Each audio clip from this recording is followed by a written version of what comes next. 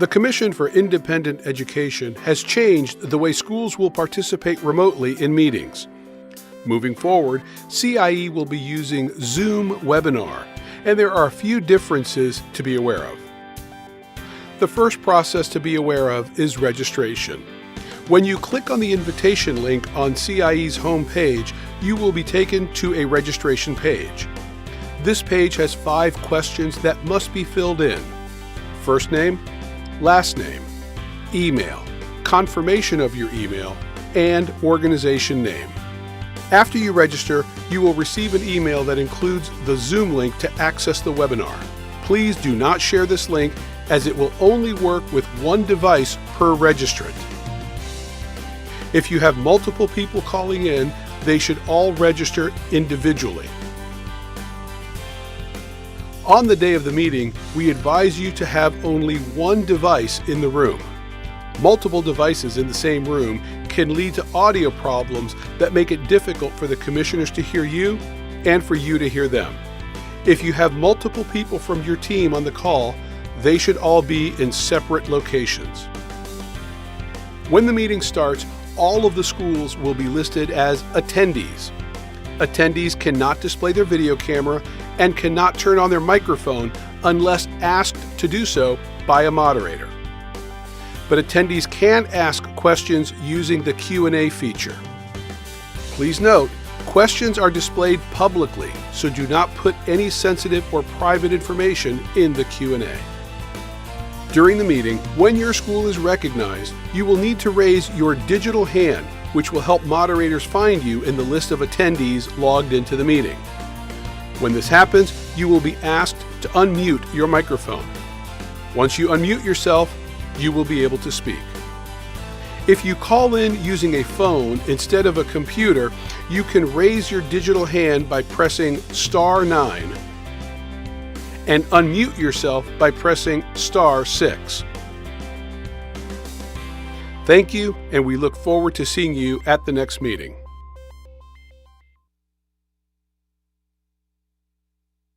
The Commission for Independent Education has changed the way schools will participate remotely in meetings. Moving forward, CIE will be using Zoom Webinar, and there are a few differences to be aware of. The first process to be aware of is registration. When you click on the invitation link on CIE's homepage, you will be taken to a registration page. This page has 5 questions that must be filled in: first name, last name, email, confirmation of your email, and organization name. After you register, you will receive an email that includes the Zoom link to access the webinar. Please do not share this link, as it will only work with one device per registrant. If you have multiple people calling in, they should all register individually. On the day of the meeting, we advise you to have only one device in the room. Multiple devices in the same room can lead to audio problems that make it difficult for the commissioners to hear you and for you to hear them. If you have multiple people from your team on the call, they should all be in separate locations. When the meeting starts, all of the schools will be listed as attendees. Attendees cannot display their video camera and cannot turn on their microphone unless asked to do so by a moderator. But attendees can ask questions using the Q&A feature. Please note, questions are displayed publicly, so do not put any sensitive or private information in the Q&A. During the meeting, when your school is recognized, you will need to raise your digital hand, which will help moderators find you in the list of attendees logged into the meeting. When this happens, you will be asked to unmute your microphone. Once you unmute yourself, you will be able to speak. If you call in using a phone instead of a computer, you can raise your digital hand by pressing *9 and unmute yourself by pressing *6. Thank you, and we look forward to seeing you at the next meeting.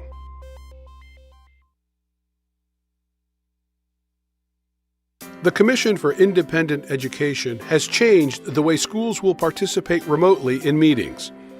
Moving forward, CIE will be using Zoom Webinar, and there are a few differences to be aware of. The first process to be aware of is registration.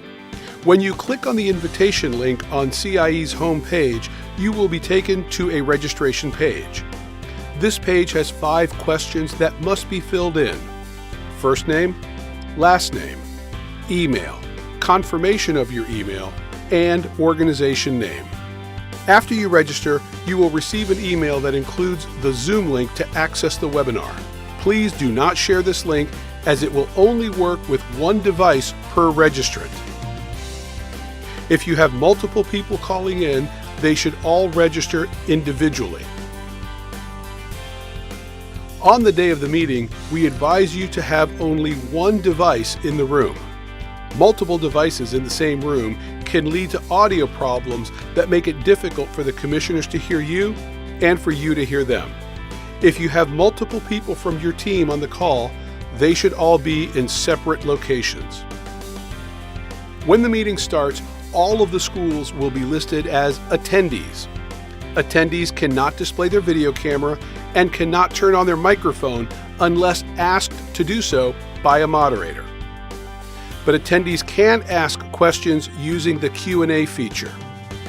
Please note, questions are displayed publicly, so do not put any sensitive or private information in the Q&A. During the meeting, when your school is recognized, you will need to raise your digital hand, which will help moderators find you in the list of attendees logged into the meeting. When this happens, you will be asked to unmute your microphone. Once you unmute yourself, you will be able to speak. If you call in using a phone instead of a computer, you can raise your digital hand by pressing *9 and unmute yourself by pressing *6. Thank you, and we look forward to seeing you at the next meeting.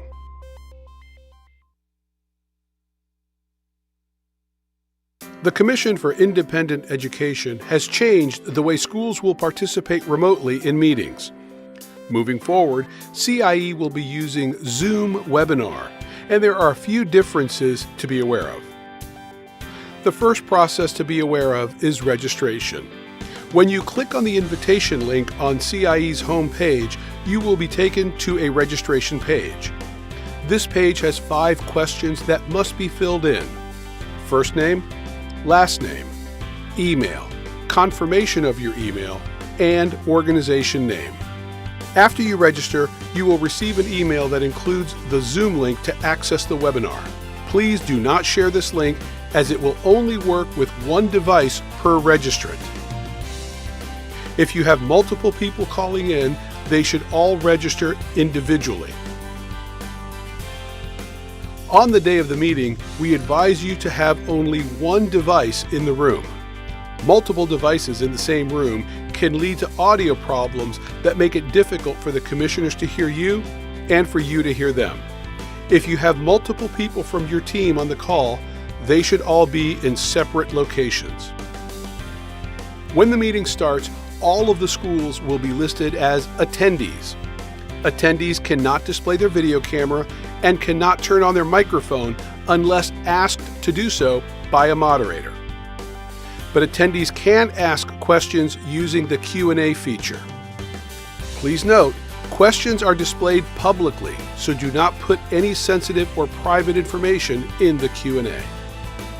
During the meeting, when your school is recognized, you will need to raise your digital hand, which will help moderators find you in the list of attendees logged into the meeting. When this happens, you will be asked to unmute your microphone. Once you unmute yourself, you will be able to speak. If you call in using a phone instead of a computer, you can raise your digital hand by pressing *9 and unmute yourself by pressing *6. Thank you, and we look forward to seeing you at the next meeting.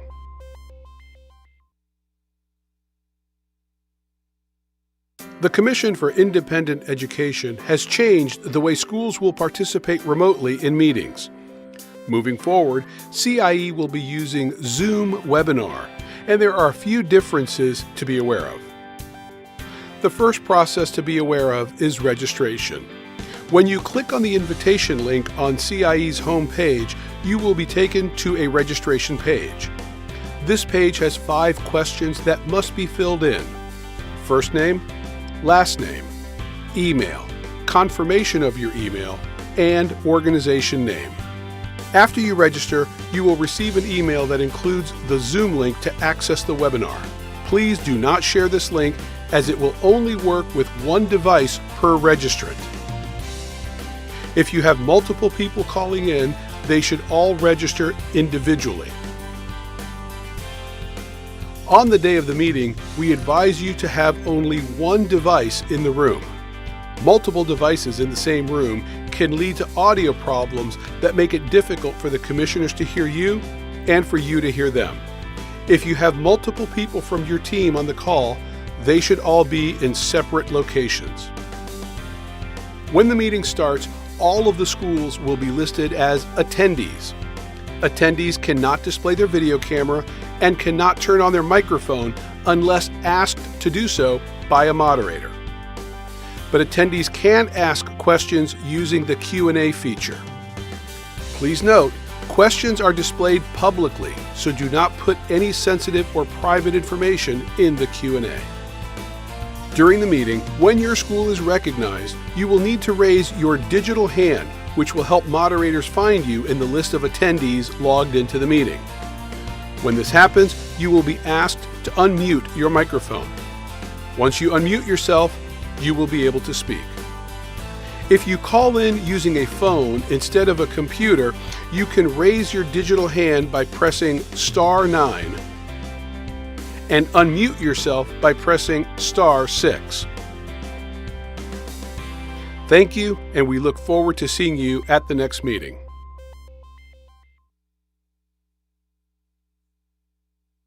The Commission for Independent Education has changed the way schools will participate remotely in meetings. Moving forward, CIE will be using Zoom Webinar, and there are a few differences to be aware of. The first process to be aware of is registration. When you click on the invitation link on CIE's homepage, you will be taken to a registration page. This page has 5 questions that must be filled in: first name, last name, email, confirmation of your email, and organization name. After you register, you will receive an email that includes the Zoom link to access the webinar. Please do not share this link, as it will only work with one device per registrant. If you have multiple people calling in, they should all register individually. On the day of the meeting, we advise you to have only one device in the room. Multiple devices in the same room can lead to audio problems that make it difficult for the commissioners to hear you and for you to hear them. If you have multiple people from your team on the call, they should all be in separate locations. When the meeting starts, all of the schools will be listed as attendees. Attendees cannot display their video camera and cannot turn on their microphone unless asked to do so by a moderator. But attendees can ask questions using the Q&A feature. Please note, questions are displayed publicly, so do not put any sensitive or private information in the Q&A. During the meeting, when your school is recognized, you will need to raise your digital hand, which will help moderators find you in the list of attendees logged into the meeting. When this happens, you will be asked to unmute your microphone. Once you unmute yourself, you will be able to speak. If you call in using a phone instead of a computer, you can raise your digital hand by pressing *9 and unmute yourself by pressing *6. Thank you, and we look forward to seeing you at the next meeting.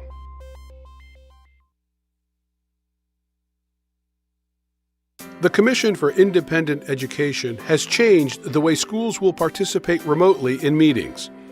Moving forward, CIE will be using Zoom Webinar, and there are a few differences to be aware of. The first process to be aware of is registration. When you click on the invitation link on CIE's homepage, you will be taken to a registration page. This page has 5 questions that must be filled in: first name, last name, email, confirmation of your email, and organization name. After you register, you will receive an email that includes the Zoom link to access the webinar. Please do not share this link, as it will only work with one device per registrant. If you have multiple people calling in, they should all register individually. On the day of the meeting, we advise you to have only one device in the room. Multiple devices in the same room can lead to audio problems that make it difficult for the commissioners to hear you and for you to hear them. If you have multiple people from your team on the call, they should all be in separate locations. When the meeting starts, all of the schools will be listed as attendees. Attendees cannot display their video camera and cannot turn on their microphone unless asked to do so by a moderator. But attendees can ask questions using the Q&A feature. Please note, questions are displayed publicly, so do not put any sensitive or private information in the Q&A.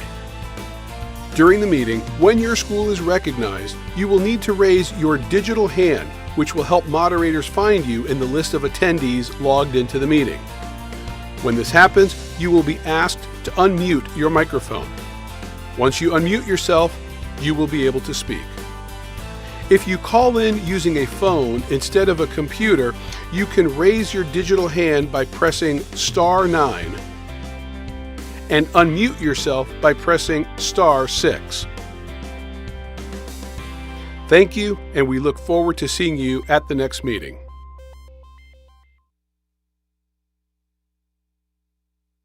The Commission for Independent Education has changed the way schools will participate remotely in meetings. Moving forward, CIE will be using Zoom Webinar, and there are a few differences to be aware of. The first process to be aware of is registration. When you click on the invitation link on CIE's home page, you will be taken to a registration page. This page has 5 questions that must be filled in: first name, last name, email, confirmation of your email, and organization name. After you register, you will receive an email that includes the Zoom link to access the webinar. Please do not share this link, as it will only work with one device per registrant. If you have multiple people calling in, they should all register individually. On the day of the meeting, we advise you to have only one device in the room. Multiple devices in the same room can lead to audio problems that make it difficult for the commissioners to hear you and for you to hear them. If you have multiple people from your team on the call, they should all be in separate locations. When the meeting starts, all of the schools will be listed as attendees. Attendees cannot display their video camera and cannot turn on their microphone unless asked to do so by a moderator. But attendees can ask questions using the Q&A feature. Please note, questions are displayed publicly, so do not put any sensitive or private information in the Q&A. During the meeting, when your school is recognized, you will need to raise your digital hand, which will help moderators find you in the list of attendees logged into the meeting. When this happens, you will be asked to unmute your microphone. Once you unmute yourself, you will be able to speak. If you call in using a phone instead of a computer, you can raise your digital hand by pressing *9 and unmute yourself by pressing *6. Thank you, and we look forward to seeing you at the next meeting.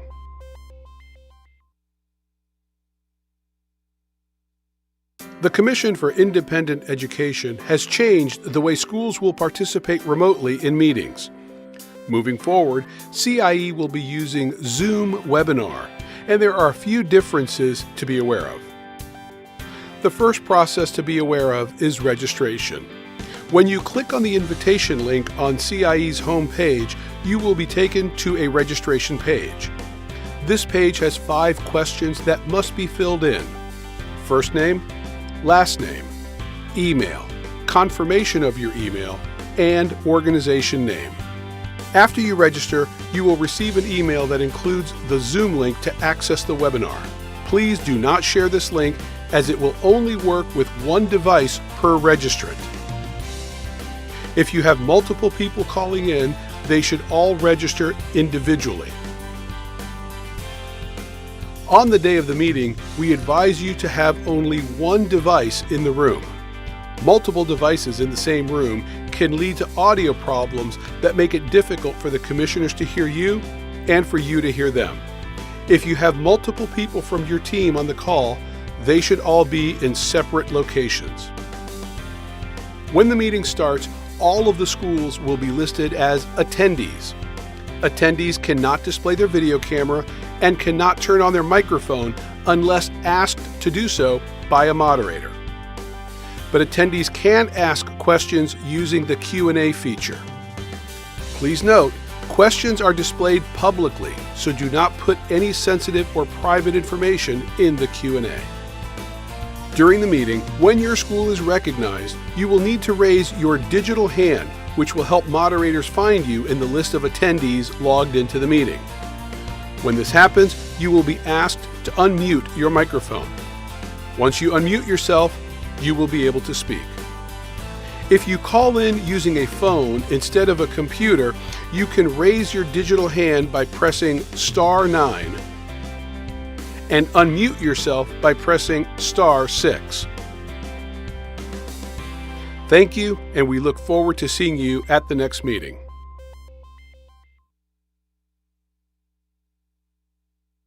The Commission for Independent Education has changed the way schools will participate remotely in meetings. Moving forward, CIE will be using Zoom Webinar, and there are a few differences to be aware of. The first process to be aware of is registration. When you click on the invitation link on CIE's home page, you will be taken to a registration page. This page has 5 questions that must be filled in. First name, last name, email, confirmation of your email, and organization name. After you register, you will receive an email that includes the Zoom link to access the webinar. Please do not share this link as it will only work with one device per registrant. If you have multiple people calling in, they should all register individually. On the day of the meeting, we advise you to have only one device in the room. Multiple devices in the same room can lead to audio problems that make it difficult for the commissioners to hear you and for you to hear them. If you have multiple people from your team on the call, they should all be in separate locations.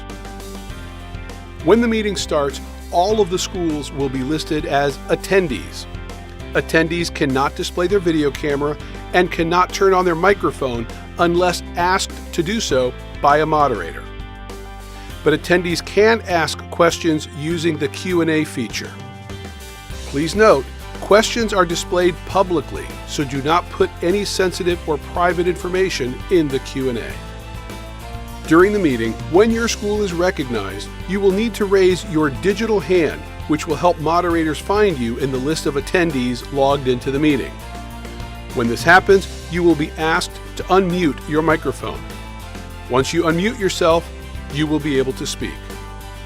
If you call in using a phone instead of a computer, you can raise your digital hand by pressing *9 and unmute yourself by pressing *6. Thank you, and we look forward to seeing you at the next meeting.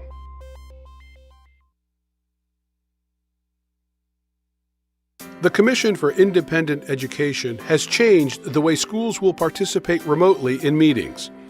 Moving forward, CIE will be using Zoom Webinar, and there are a few differences to be aware of. The first process to be aware of is registration. When you click on the invitation link on CIE's home page, you will be taken to a registration page. This page has 5 questions that must be filled in. First name, last name, email, confirmation of your email, and organization name. After you register, you will receive an email that includes the Zoom link to access the webinar. Please do not share this link as it will only work with one device per registrant. If you have multiple people calling in, they should all register individually.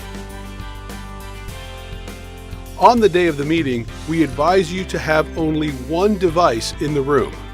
Multiple devices in the same room can lead to audio problems that make it difficult for the commissioners to hear you and for you to hear them.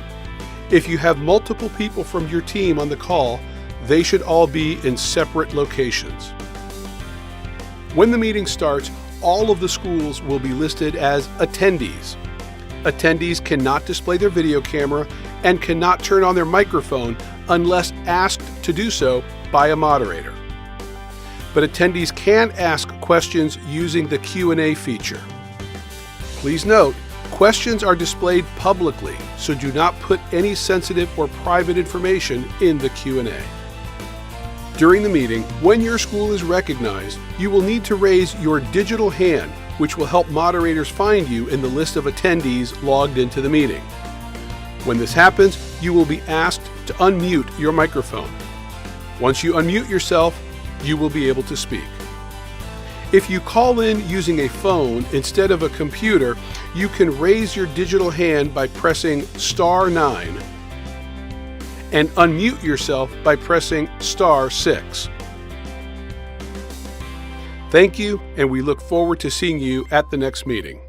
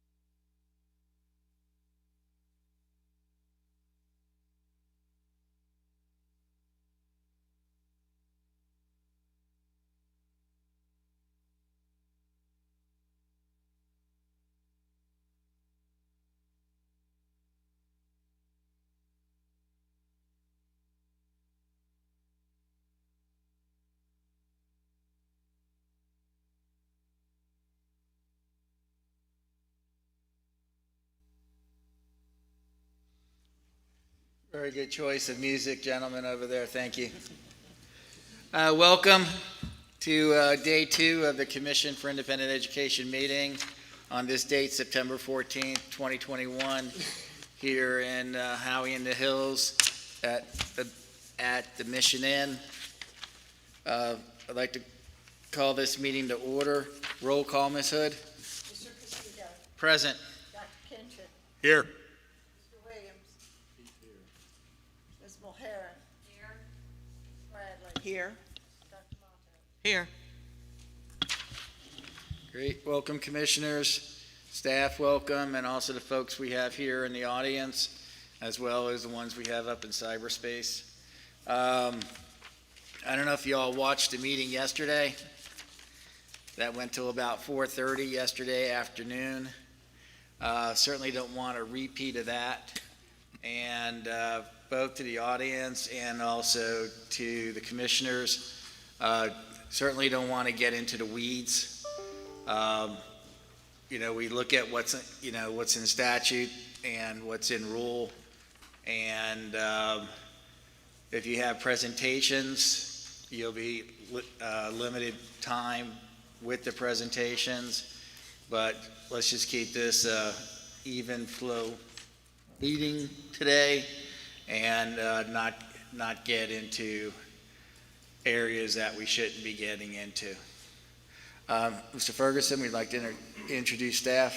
Sure, I can do that. Before I do, for everyone in cyberspace and out here, and I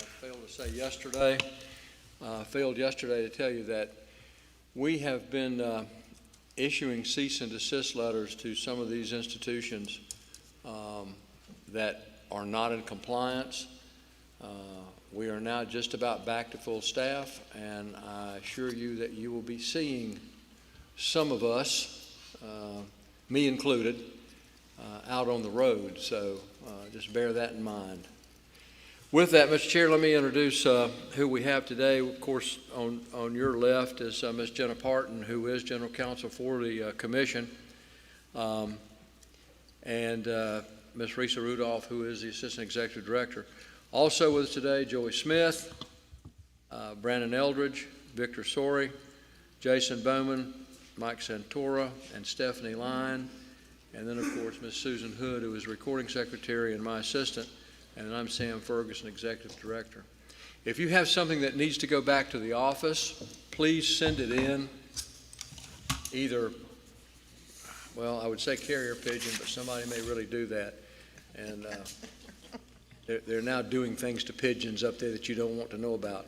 So if you would, UPS, FedEx, Postal Service, whatever, if you give it to us here with everything that we have, it may or may not get back. So if it gets to the office, comes in that front door, we put it in our database, and that's the key. Also, if there's anything that you might need from staff, please, or if you haven't met staff, please introduce yourself at a break or at any point in time that we're out and about. Don't hesitate. We want to hear from you.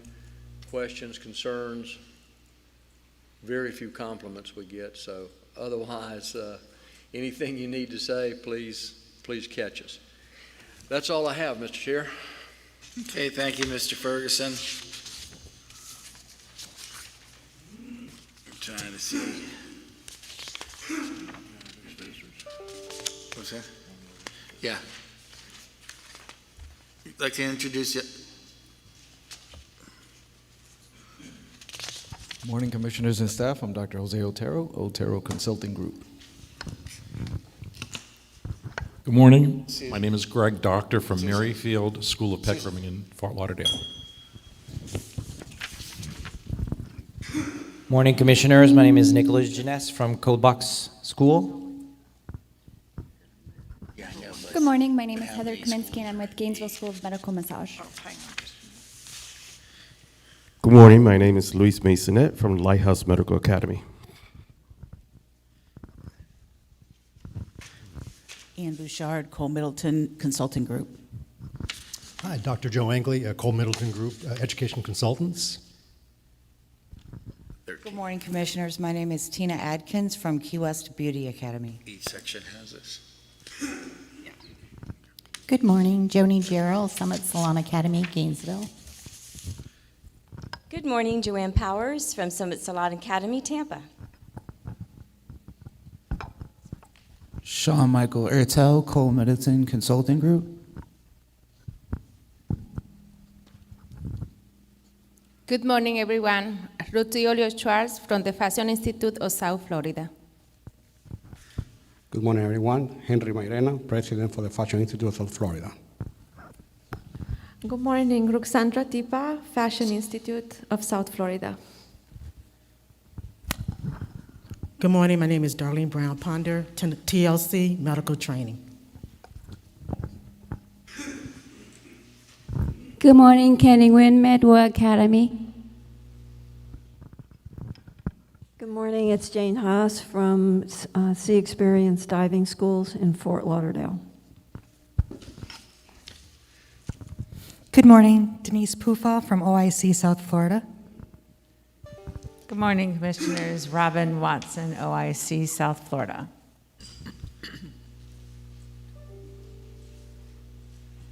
Good morning, Limari Sanchez, the Groomer Academy. Hello, Isa Allende from the Gomer Academy.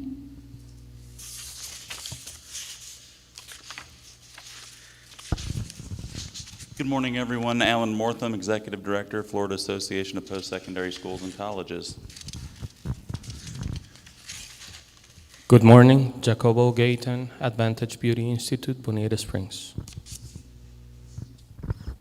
Good morning, everyone. Brian Vu, Pronouns and Beauty School of Orlando, Florida.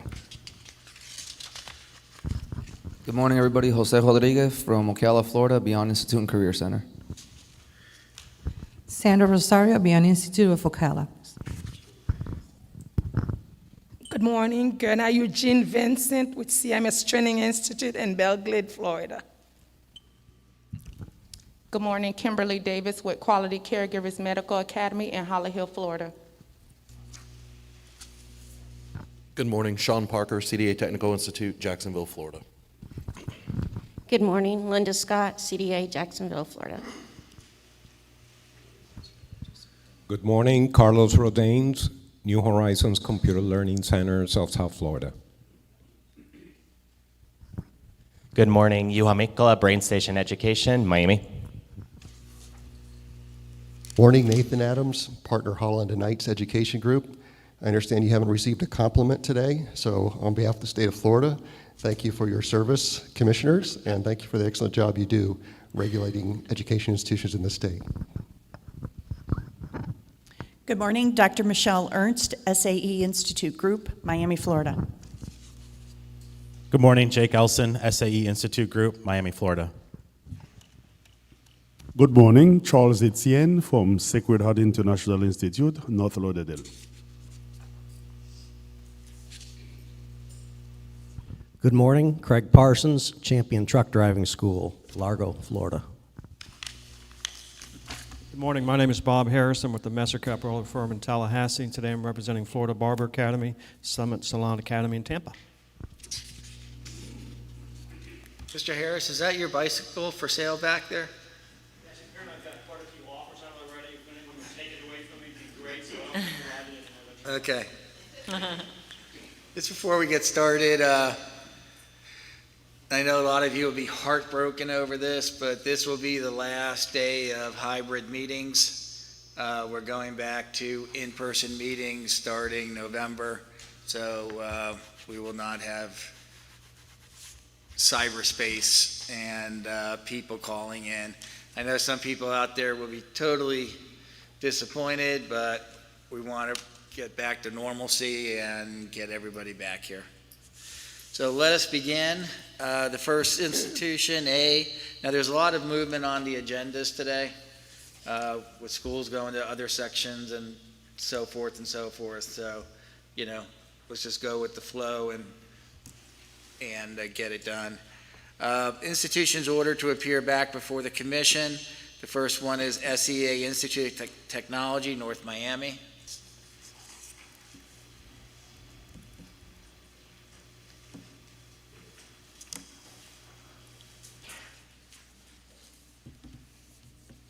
Introduce yourself for the record, please. Dr. Michelle Ernst, SAE Institute Group. I'm the Chief Academic and Compliance Officer. Good morning, Jake Elson, General Manager and Chief Operating Officer of SAE Institute North America. Welcome. Thank you. Move to accept the report. I have a motion by Ms. Mulheron, Second. second by Dr. Matos. We're in discussion.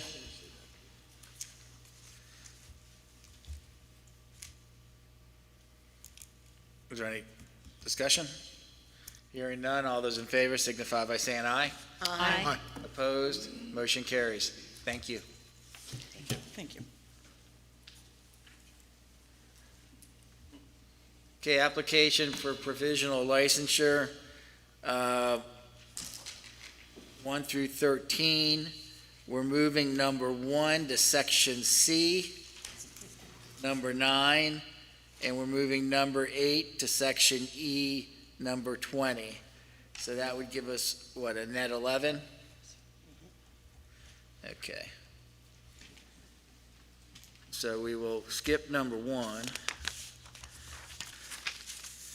Number 2, for provisional Beyond Institute and Career Center of Marion County, Ocala.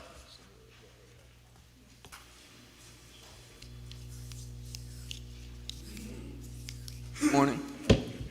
Name, please, My name's Jose Rodriguez. and your position. I'm the owner. Okay. You can move that mic up for us, you don't have to hurt Yes, your sir. back. Bending over. Okay, commissioners? May we discuss before? Yes, we of vote? course. Yes, and I think the staff recommendations pretty well outline all the issues. Go ahead, ma'am. Okay. Good morning, sir. Good morning, ma'am. You've read the staff recommendation already? Yes, ma'am, I believe so. Okay. All right. So can you give us your thoughts on how is it that we have so many issues that are outstanding? What did you do in the application process that led the staff to find these issues? How are you missing all these things? If you have somebody with you, they could come up. Thank you, sir.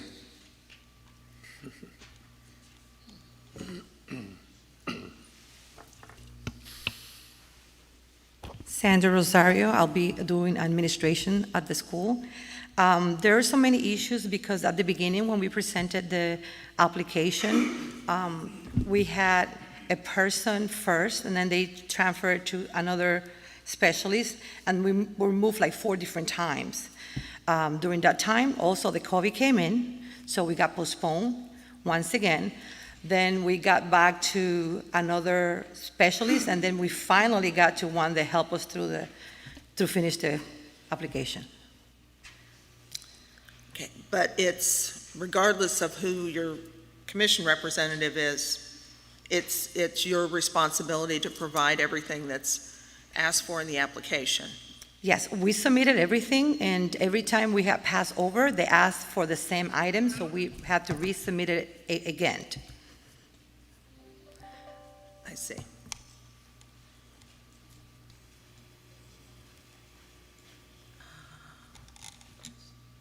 Now, do you have any other campuses? No. Just this one? Yeah. This is the one and only? This will be my camp. Yes, ma'am. Okay. I don't have any other questions. Do you have experience running a school? I'm sorry? Do you all have experience in running a school? Yes, I have. Okay. And were you the primary person working on this? Yes, I was working on it, on the paperwork. Were you the primary person working on this? Yes. Okay. And as Ms. Bradley stated, time to time, you'll have shifting with specialists, but there's still the checklist that you have to go by. And, this is quite long of deficiencies. I'm aware of that. Once again, once they pass it over, the specialist will get in contact with me. I will submit the paperwork.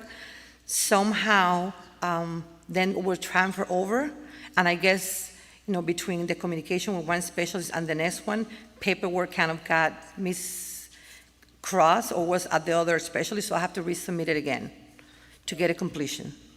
The one thing I do know, well, I know a lot of stuff, but when it comes to this, the commission has a very unique way of tracking everything that comes in, and so things will not get lost. Sometimes they do, but not to this extent. And so, we have some concerns, and the motion is for denial. And,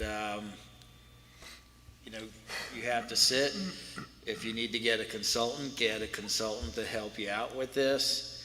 But this we cannot vote on to approve. And, the motion's going to be for a denial. May I say something?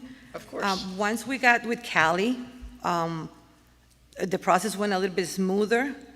Prior to that, once we submitted something, they want some changes, and we get the specialist back.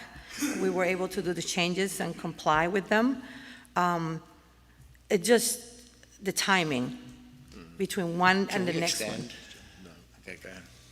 May I make a comment, Mr. Chair? Mr. Ferguson. How many schools are you associated with right now? Me, just with him, that's You're it. not teaching at 4 different schools, working at 4 different schools? No. And when did you cease doing that?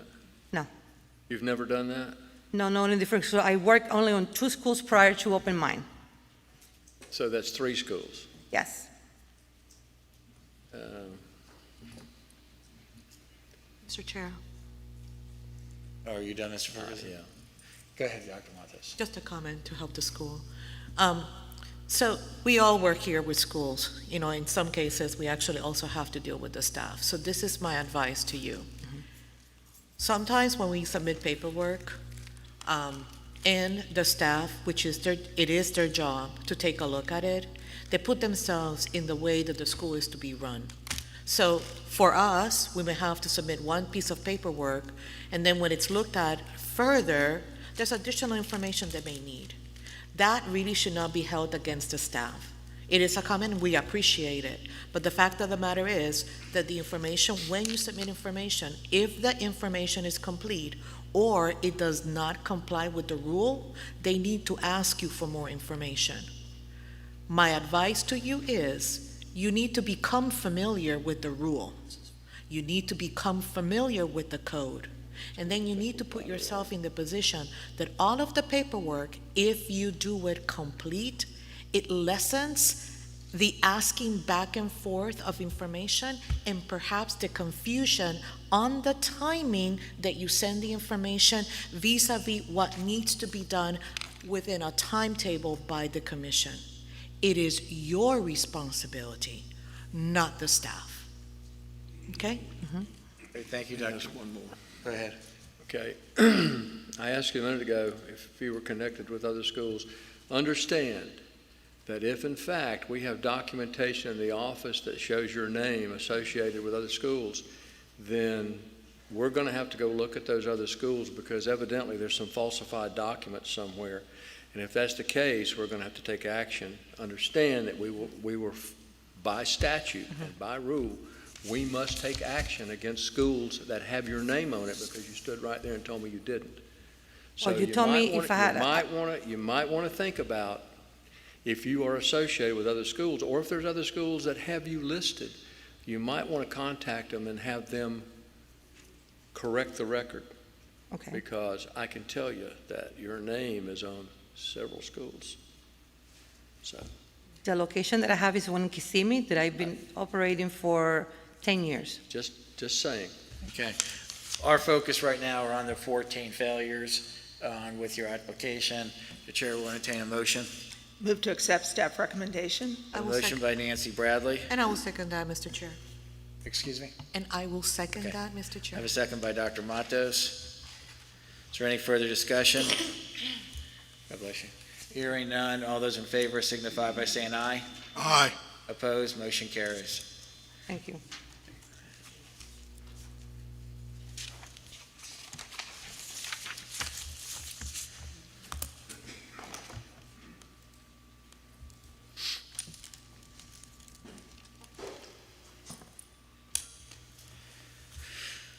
Okay, number 3, Blues Soil Nursing, Nursing Assistant Training School, Lauderhill.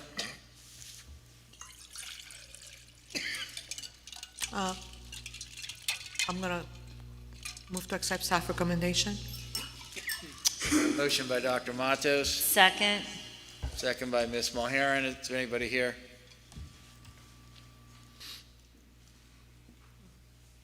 You have a brand new school and nobody's representing. Anybody here in the audience from this school? No. Okay. Wow.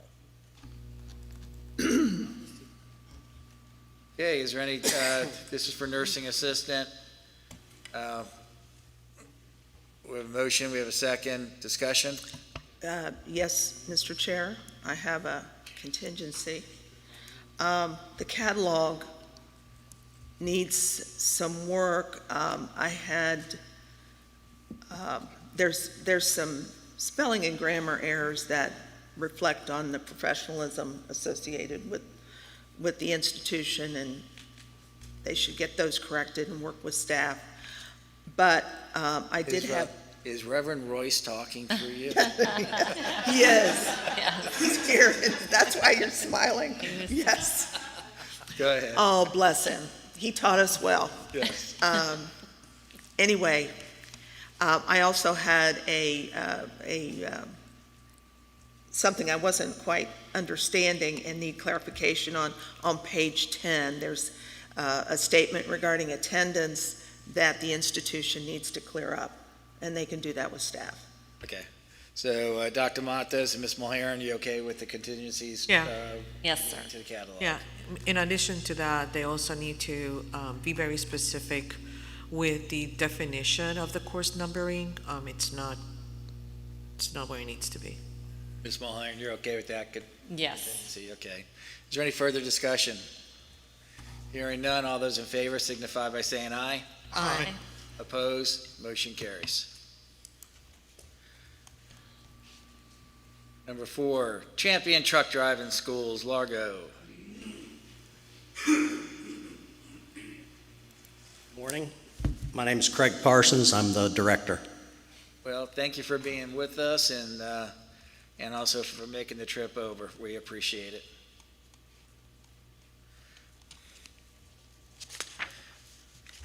Commissioners? Yes, Mr. Chair, if I may. Yes, ma'am. Good morning, sir. Morning. There's quite a number of things that are needed to complete the application, and I trust that you'll be working with Ms. Miller to get everything in that needs to be completed. Let me ask you this: Are you the owner? Are you the owner? Okay. And have you been involved with a truck driving school? Yes, ma'am. As in what role? I've been a tester for the state for 15 years, so I've tested for some truck driving schools. Okay, terrific. And are you the person that is primarily involved in producing the application and working with staff, or do you have someone else in your school? No, there'll be myself and probably 2 other employees initially Okay, when we first start out. Terrific. Aside from what's missing, I found your application to be very complete and easy to follow, your catalog in particular. So good job on that. Can I say something, ma'am? Mm-hmm. The letter that I received from the commission on the 19th of July, I corrected probably just about everything that's on this list and submitted it back on August 1st, but it's just been a delay with getting everything Okay. reviewed. Yeah, and I'm sure as staff's able to put everything into the system that Mr. Sure. Cressida mentioned, that, if they have any questions, they'll let you know. Yes, ma'am. You're welcome. Okay, that's it, sir. And that's motion to approve? Motion to approve, yes. Motion by Ms. Bradley. I need a second, please. Second. Second by Ms. Mulharen. Further discussion? This, I will say that this particular application, we had tried to work with Mr. Parsons to get a lot of this stuff corrected, but there was insistence that it come on this agenda with all of those corrections. So we'll, what you saw, what you see is what you got. Had he have waited a little bit longer, there probably would have been a lot fewer issues here, and we would have been able to get this thing done without delay. And at this point, given we'll see what we have, what he's corrected and what he hadn't. So had he have worked directly with us, we'd have probably been able to get this done. Is there any further discussion? Hearing none, all those in favor signify by saying aye. Aye. Aye. Opposed? Motion carries. Thank you. Good luck. Thank you. And please work with staff just to get these outstanding items done so you can get started. Yes, sir. I'll Nothing work major on here. I'll but work with Ms. Miller. You got to keep She's been following very up helpful. with staff. Okay, thank you. Thank you.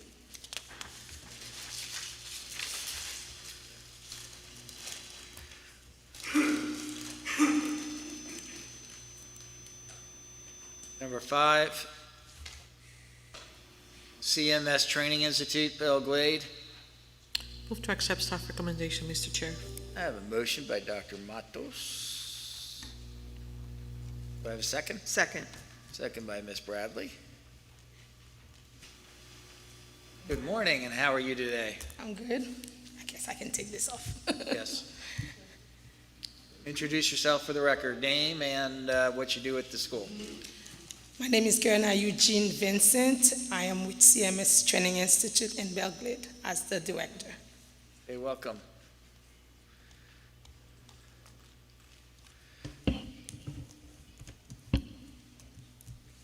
Discussion?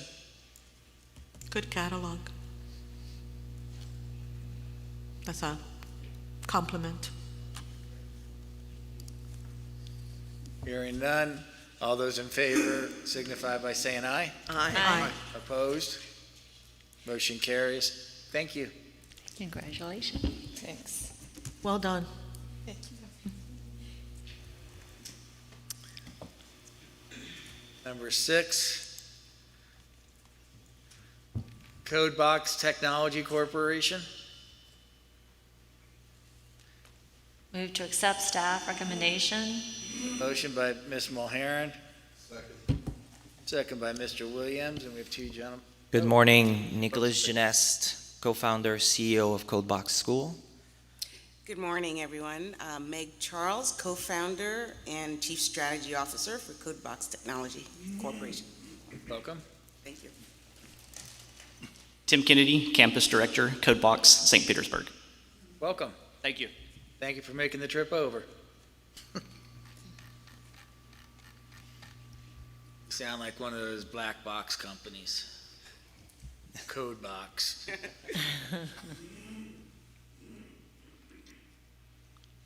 Do you have other, are you in other states, or is this your first go-around?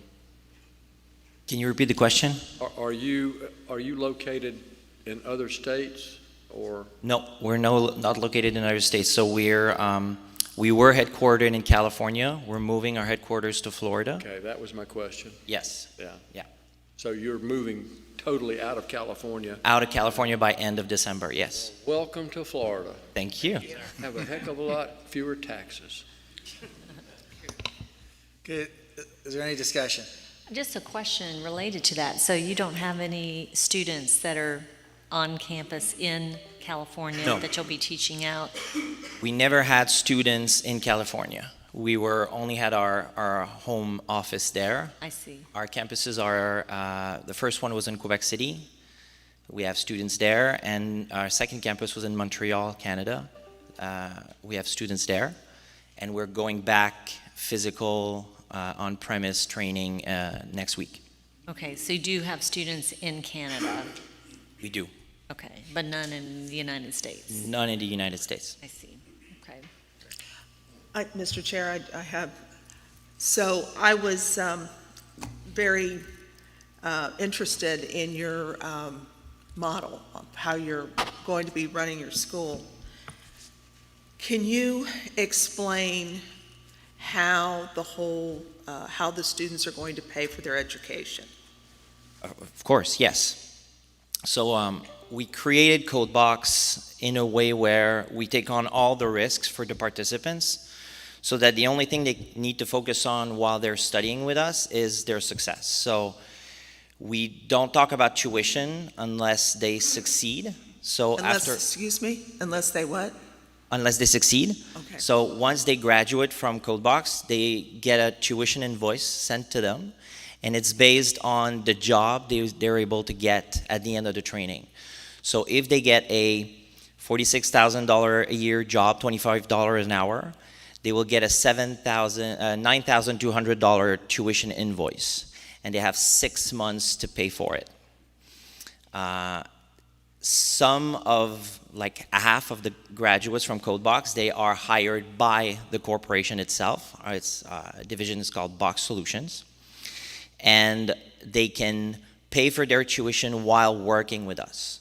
So over 6 or 12 months, a part of their top line revenue goes back to pay back the tuition invoice that they were issued. So, and they also, we so take on all the risks that we even have them borrow a computer if they don't have one. Okay, and that's what so this is a very unusual I know. model.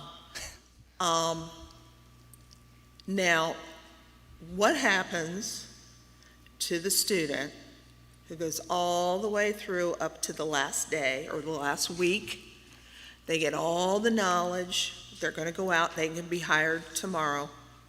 Does that student have an invoice? Because technically No. they didn't graduate. If he doesn't get a job in technology at the end, he will not receive an invoice. But don't they have to finish the program?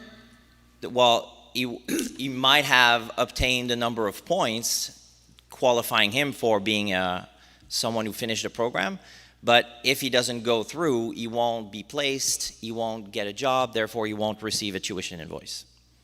But it never happens. This never happened. Well, never say never, because you're in Florida now. We're not, you know, I know they do things different in Canada, and also there might be, I mean, there's no financial aid, and, you know, nothing like that, so I'm just curious to say how. Well, so the knowledge we share, or the knowledge we transfer is one thing. There are two things that secure payment. They only get the diploma if they pay the tuition invoice, and they only get access to placement and job opportunities if they finish with us. So there's more at stakes for not finishing the training. It's not just about what you learned over the past 4 months. It's about all the outcomes that are in front of you if you're backed by us, because we will not provide reference for you as someone who completed the program if you didn't finish.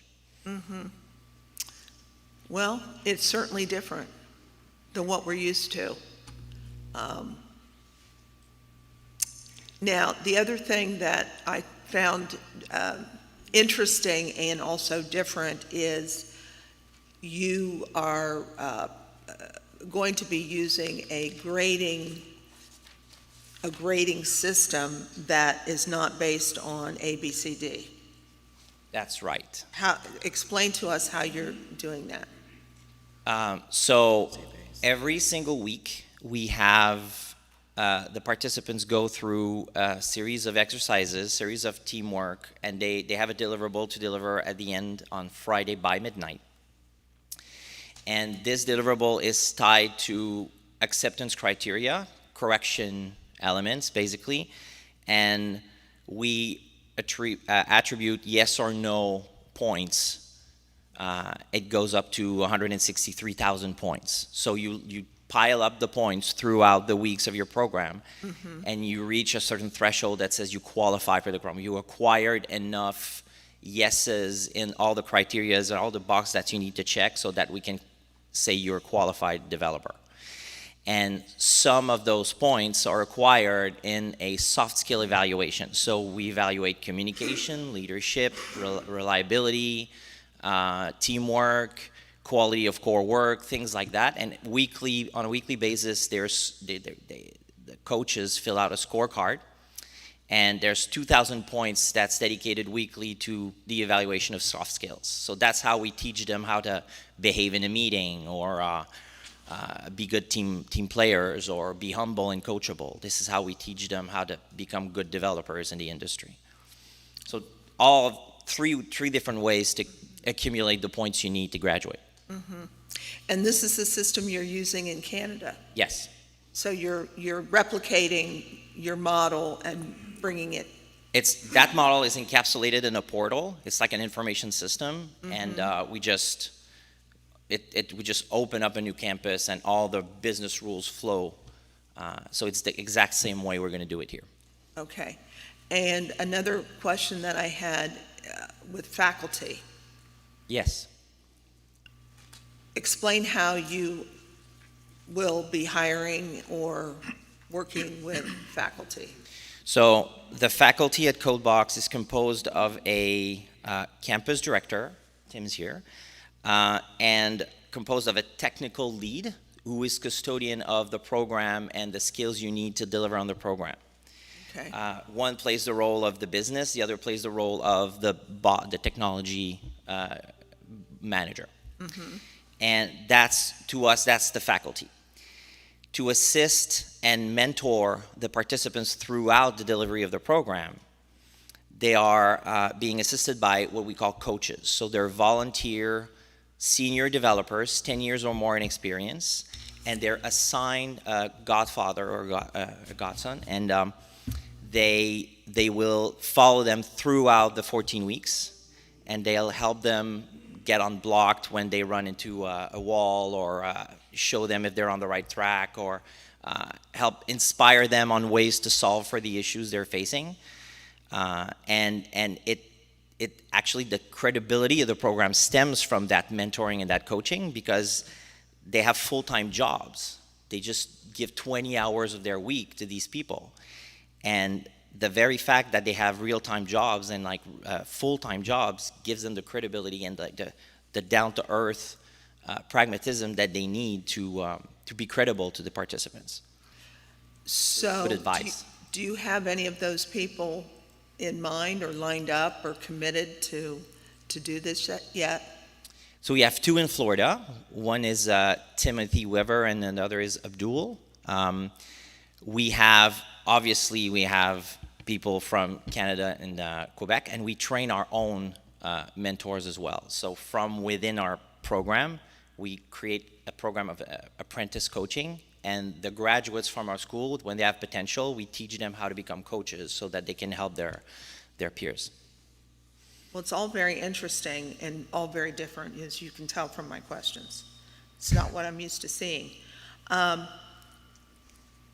just in your work, your program specialist is Jason? Jason. Okay, who's here? That's right there. Okay, great. So Jason is very meticulous and very detail-oriented. We noticed. You noticed? Yeah, good. Very helpful, great. So, the rules are what they are in Florida, and whether it be faculty credentials or being able to demonstrate how the students are progressing and learning their skill, or whether, how the student is being treated as far as their enrollment contract and payment. All of those things are different from what I can see, from what you're used to, but you have to fit in to, to us. So, and the other thing is that we require that everyone report your outcomes on a yearly or more frequent basis, depending upon, if there's a request, or certainly when you're visited by staff, you'll be asked to produce student files with all the documentation of the students themselves, and then how they're moving through the program. So again, whether this is different or whether, it's your way, and that's the beauty of private education. You have a lot of freedom to be innovative and, hey, introduce new things. That's fantastic. But the bottom line is, it's all about the student and their success, and them being treated the right way. And, so I don't have any contingencies, but I wanted to make sure that I understood what it is that you're proposing to do, and, kind of bring it out to where everyone has a chance to see it as well. Mr. Chair, can I give a school a recommendation? Excuse me? Can I give the school a recommendation? Sure. Hi. Hi. Congratulations. You're probably one of the first schools within our sector that you're going to be implementing competency-based learning, which is wonderful. Absolutely incredible. Here's my recommendation on that model for competency-based learning. Take your competencies and your skills that you're going to be measuring it, and then put it in the catalog and try to make it on a pass, no pass basis. Once you develop your pass, no pass basis, give a threshold and a benchmark of what is a pass, what is not a pass. It is going to be much simpler for the staff then to tie it into the rule and the administrative code that actually gives the student what would be considered in a normal world a grade, okay? Don't do it by star. Do it by block of competencies, then with an assessment to it, then with a final pass, no pass. That would really help you. This okay? is good advice. This is all in the system. It's Yeah. really easy to do. Yeah, competency, we're all learning with competency-based learning anyway. There's a pilot here in the state of Florida right now. The second thing, as far as your faculty is concerned, so you're a diploma program. Again, establish then your guideline according to the rule, right? And then define exactly what level of instruction. Level instructor 1 is going to be this, instructor level 2 is going to be that. It is going to be much easier for the staff, because it is innovative, to then tie it to the rule. Okay. Okay. Thank you, Mr. Chair. I just have a question based on your billing. Are you working with any third-party vendors at all? No. We, for a time being, our preparation exercises were done in collaboration with Khan Academy, but then we moved out of them, and we are in-house now for preparation exercises too. So. Okay.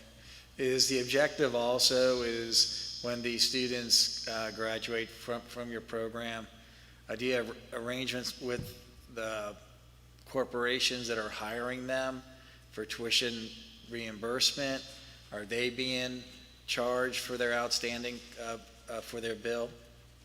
So everybody gets to pay. There are so we have a partner circle in which people get first right of refusal in hiring our top tier graduates. And as an incentive, sometimes the employer, when he wants to really seduce the graduate to make sure that he or she will come in their enterprise, they actually pay for the tuition.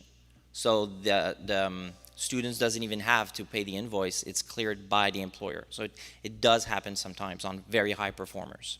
Okay, but you're not charging the employers for the placement of your students? Yes, we charge the employer for between 10 and 15% a placement fee on top-tier students.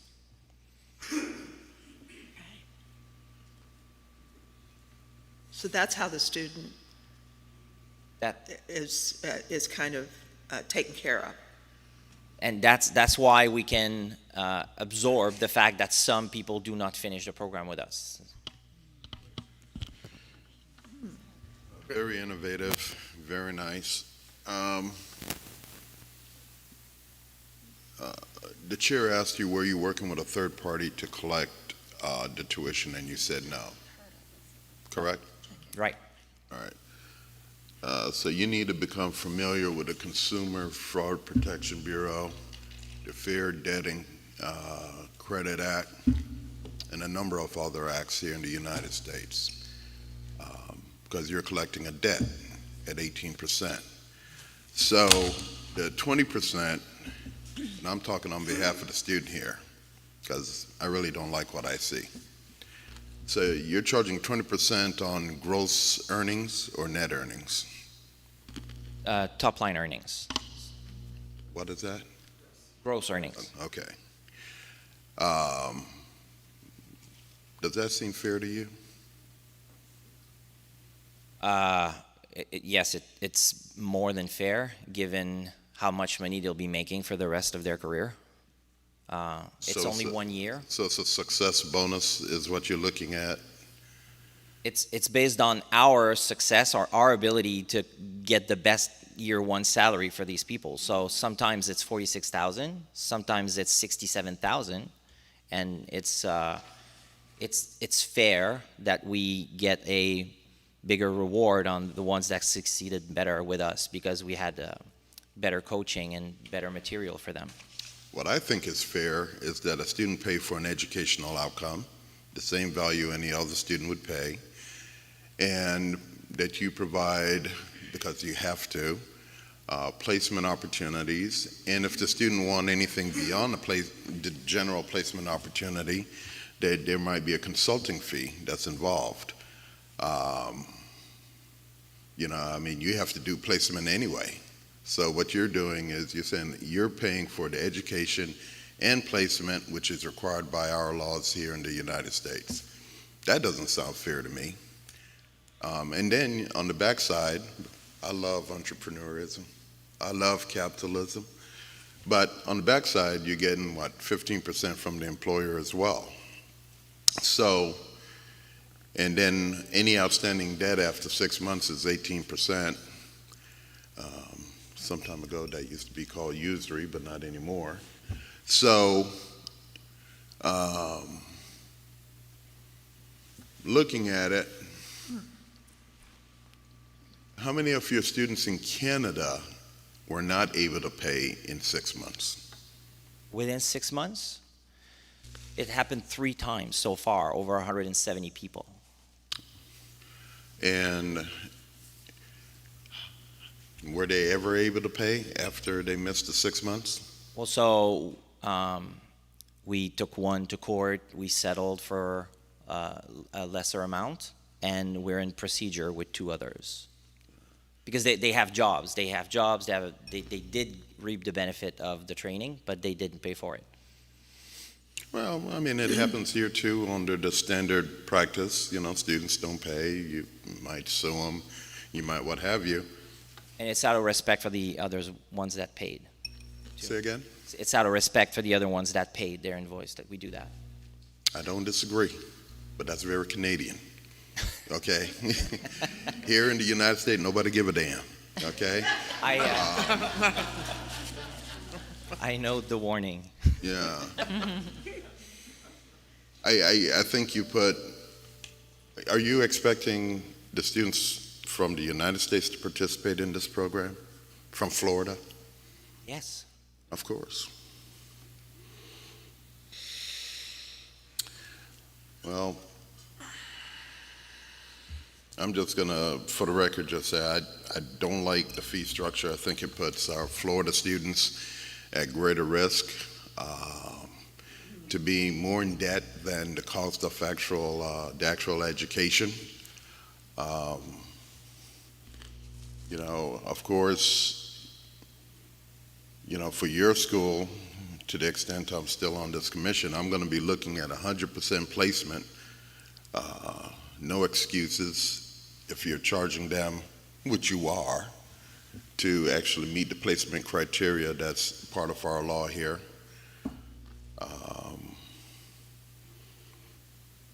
But with all that said, it's a great program, and the students should be very successful. Thank you. Mr. Chair? Just make one comment. Excuse me, I was going to make one comment. It's that they're almost acting as a headhunter for these students, and then they have certain, called it partnerships, where people bid for the best students.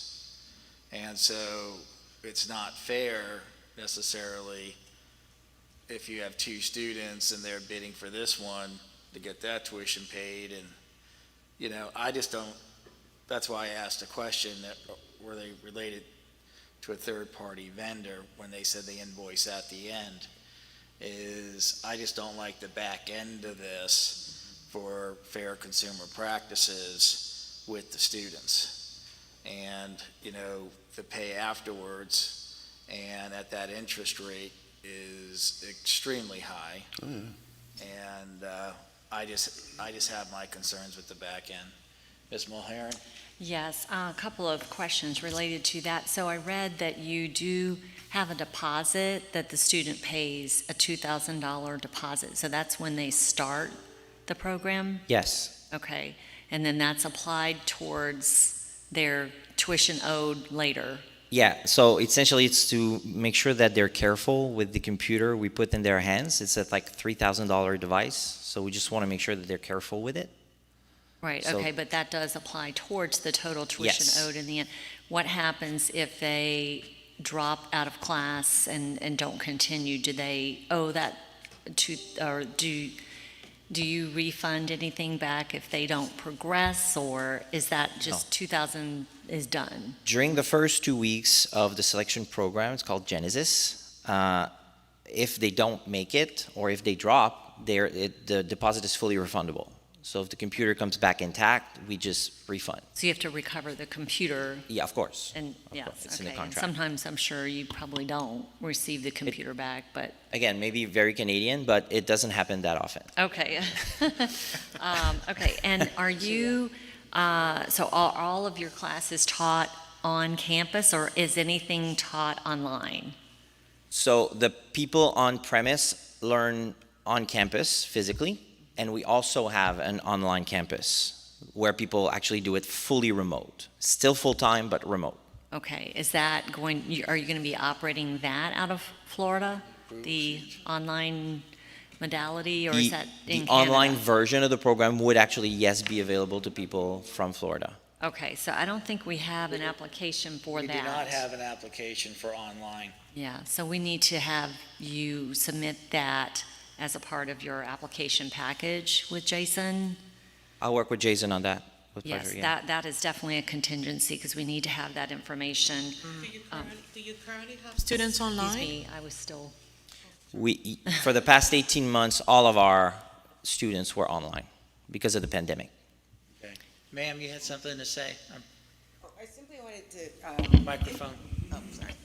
I wanted to emphasize on the payment. No invoice is issued unless you have a job. So if you took our course and decided, I'm going to go be an entrepreneur, yes, then you would get an invoice. But if we don't ever find you a job, we define graduate as someone who has a job, whether it's with us, because we do hire and have hired roughly half of our cohorts, and because we do have the other side where we use our trainees and continue to provide them support in paid jobs for commercial clients. And so we anticipate that, I understand your concern, but if we don't give you a job, you basically have that knowledge without any debt, which is very different than pretty much, I think, any other kind of educational opportunity. Excuse me. It was Dr. Matos, Mr. Williams. And Ms. I hadn't finished, but I'm going to yield some of my time to Ms. Moharan because she was not done with. I was not done. Oh. Thank you, Dr. Sorry, Williams. Ms. Okay. So the student does not receive a certificate or diploma or anything like that upon completion unless they get a job and they pay the tuition for that. Exactly. Okay. So if they are not ready to go to work, let's say it's a young woman who decides to have a family instead, so they don't have any certificate to show that they've completed the education at all. For people like that, we patiently wait for them to be ready, and we will hire them within Box Solutions, and they'll work with us for 6 months, a year or two, and then they will pay for their tuition and get their diploma at that time. But what I'm asking is if they're not interested in going to work at that time, Yes. are they, so that, someone decides to start a family and maybe they want to not go to work full time for 5 years? So they'll always be considered as people who completed the program. Okay. But the invoice or the tuition will not kick in until they actually declare that they have a job in technology. Okay. But they don't have any proof that they've completed the education because of the model that you have. Okay. And then the only other thing I was going to mention is that I do like that you not only help the student with the resume writing, but the LinkedIn help. That's very crucial for job search, especially in your industry. So. This is how you get the job, yes. Okay. It's about skills. But I too am a little uncomfortable with the model. I like the model from an entrepreneurial prospect, but it's a little bit uncomfortable in terms of our fair practices for students. I understand, but you need also to understand that for 2/3, it's unorthodox because for 2/3 of the people who actually make it to the program, we were the only way. We were the only option. Mm-hmm. Whether they're immigrants, whether they're college dropouts with no purpose in sight, or whether it's people in the risk-killing business, all they have is this short window of 4 months to make it happen for them. Mm-hmm. And it's already big of a constraint to just drop or put your life on pause for 4 months. So we do everything we can and we leave no one behind and we don't give up on anybody for 4 months. We convert as many as we can. And at the end, rewards is bigger because we put in all the work and they believe us after. Well, So it's very much the career is very much needed. I'm very much in favor of it. I'm going to be supportive of it, but I think it's going to take a lot of tracking and monitoring and regulating, basically. Come in, Yeah. see how we do it, no problem. Come in. Yeah. Okay, Dr. Yeah. No, I'm done. Oh, thank you. I think it's just kind of like a quickie here. You build a program, okay, and you build a structure, to actually kind of like compete in a way with Canadian universities. Turn on your mic. Turn your mic on. Oh, sorry. You got Is it on now? Yes. Okay, great. So the way that I see it, that I'm understanding it here, kind of like summarize it. You build a program, you build a school to offer education in Canada, whereas the educational system in Canada operates very differently, with different sets of what is free, what is not free, what scholarships you get, deferred tuition, all of that is very common in Canada. You're coming here now, even though your office was in California, awesome, you're coming here now with a different set of rules. I think in essence what you need to do based on your model, your competency model, based on your fee structure, and pretty much, some of the things that you may want to do that you were doing in Canada, touche, hey, whatever, you now need to bring it back to Florida. Understood. Yeah, so you need to work with staff here, so that every single structure now meets everything. Point of caution, you talk about international students. In order to offer access to education to international students, there is a process here that also Understood. needs to be followed, Okay? okay? Yeah. All right. So we'll work diligently with Jason on ironing out all of those compliance points as we've done it so far. Sorry, a kind of like promise I made. summarizing it for all so we can vote. Thank you, Mr. Chair, and by and through the chair to the attorney. I went through the catalog and what have you, and I don't really see any notices on Fair Debt Collection Acts and what have you, and I know that's part of our statute for governance.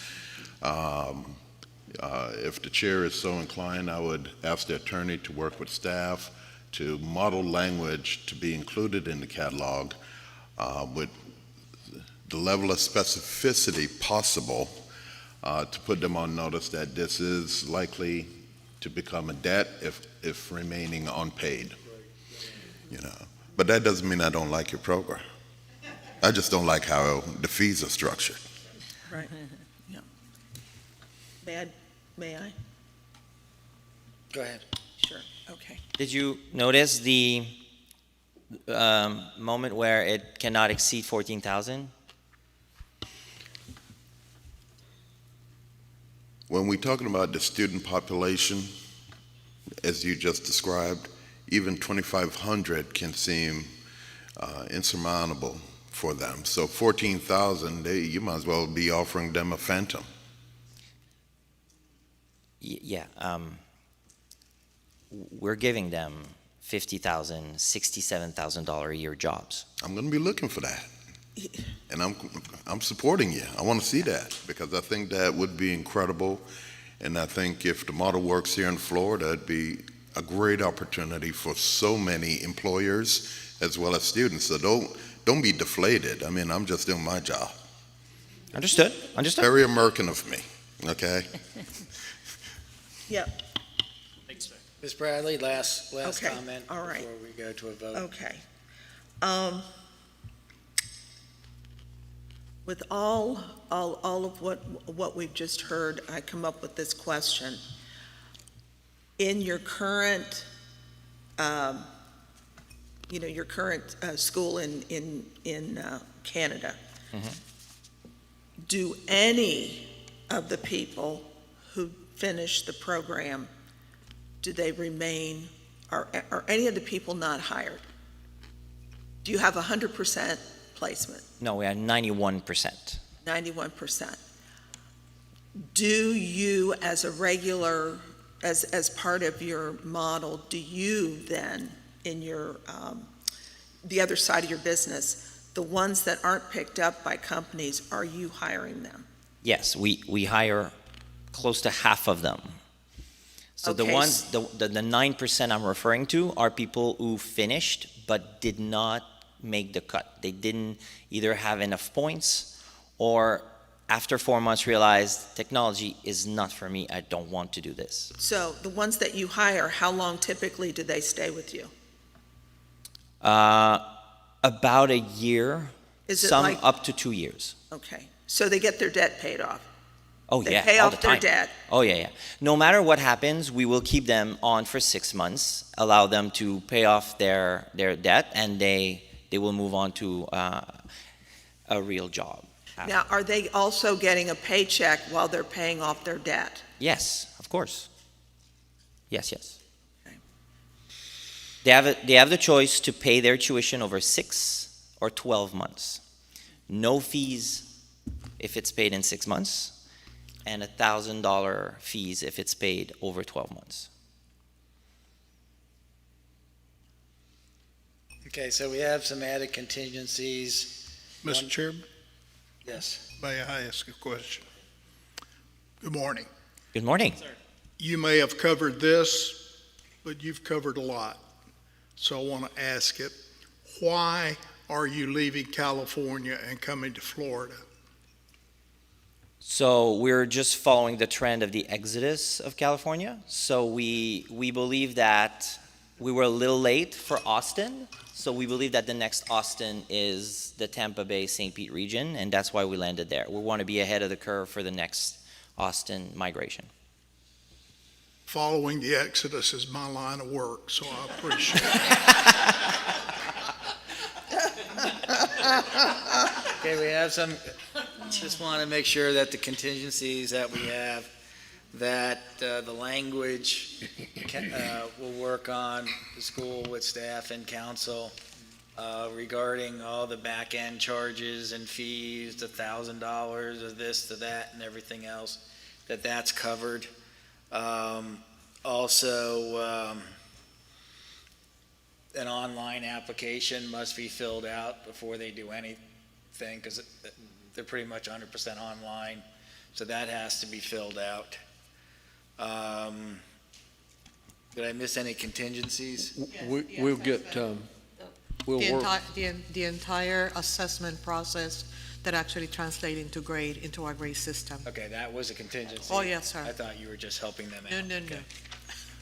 We'll get Ms. Parton also, and No, based on We what can they're put in saying, that they continue catalog. to say. Okay, and also I'm going to add a full documented, full explanation on the back end with the partners that goes with all the fees of how this works and the whole 9 yards as well. We'll provide. And also faculty, they're different, because they're innovative, they need to send to the commission how they define the different structure of faculty, instructors that are going to teach the different level of courses. And what I'm saying is the facilitator vis-a-vis the coach, how do they define that meets the rule? Okay. Ms. Mulheron, Mr. Williams, you okay with the contingencies? Yes. Yes. Okay. I'll go ahead and call the question. All those in favor signify by saying aye. Aye. Opposed? Nay. Motion carries. Thank you. Thank you. Congratulations. Thank you for your time.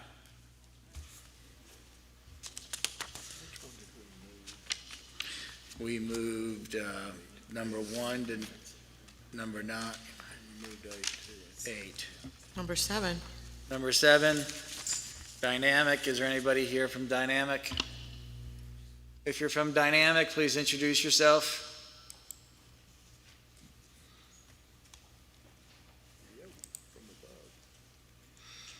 Hello?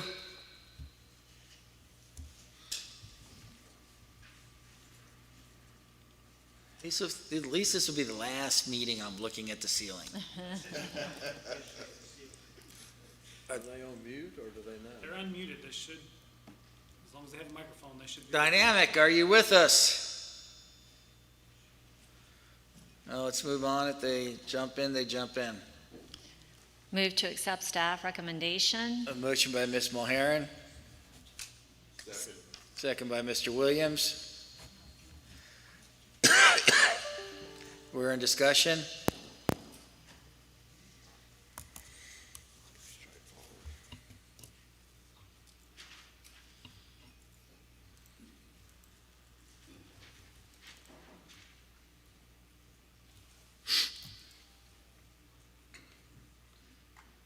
Is there any discussion?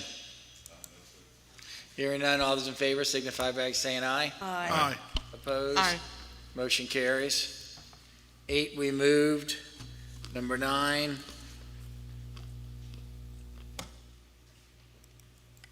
Move to accept staff recommendation. Second. A motion by Ms. Bradley, second by Mr. Williams. We're in discussion. You know, I was saying, Mr. Chair, this one and one previously, if these schools would start at this level and then move up to the nursing, we would be so much better.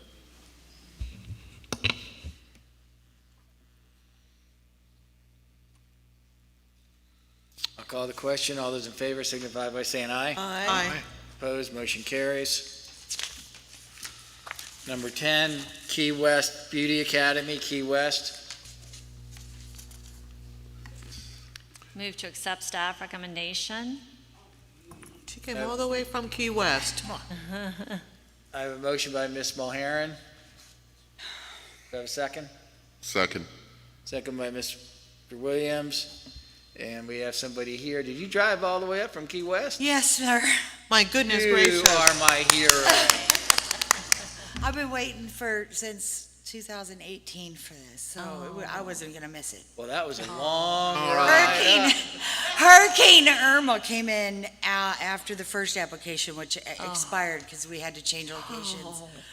So now the pandemic came in between this one and Mary Ritaka retiring and Callie having a baby. And Oh, my gosh. I mean, we're here. I'm so happy I'm here. Mr. Good Chairman, thing is you're here right now. I'm here. Mr. Chairman, I move that she gets a gold star on her license. That's why I was clapping. She deserves a big clap. She made it all the way from, we have people from Kissimmee that can't make it personally, so you're a trooper. Thank you. Okay, Thank you. we're in discussion. And Mr. Williams and I will come down for an appointment. Free lobster on the house, trust me. But it's not a bribe. Discussion? No. Oh, yeah, yes. You made the trip, you might as well answer a question. So you have a salon also. Yes, ma'am. So what's the proximity of the school to the salon? It's going to be in the same location. What I did was I took into consideration that hairdressers often run behind schedule. So I want to make sure that there's no overlap. We're going to have a part-time school from 6 till 9 o'clock at night, Monday through Friday. Tuesday through Saturday. And Mondays will be one, because the salon is closed, will be open and the students will be allowed to get an 8-hour day in if they choose so. Okay. So you'll be, we will definitely only have one entrance, but we will definitely have salon during the day and school at night. good, very good. And do you have classroom space? I have, yes, so when I close the salon down, it's going to be one huge classroom. I see, okay. So what I've done is, I've made a nice sufficient amount of space in the back where the kitchen is if we need to have like some privacy, but they can always use the waiting areas too. And I'm just gonna have them, pull up, like I have rolling nail tables that they can use, like. Sure. We're gonna make it happen. Yeah. Key West is very unique in the way that the, real estate is extremely expensive, and if I had to have been paying for the lease for this 3 years while I was waiting for this license to get approved, and not have a salon paying for the overhead, I don't think that I would have ever been able to afford to do this, Well, the whole key is the school is the school and the salon is the salon. Yes, ma'am.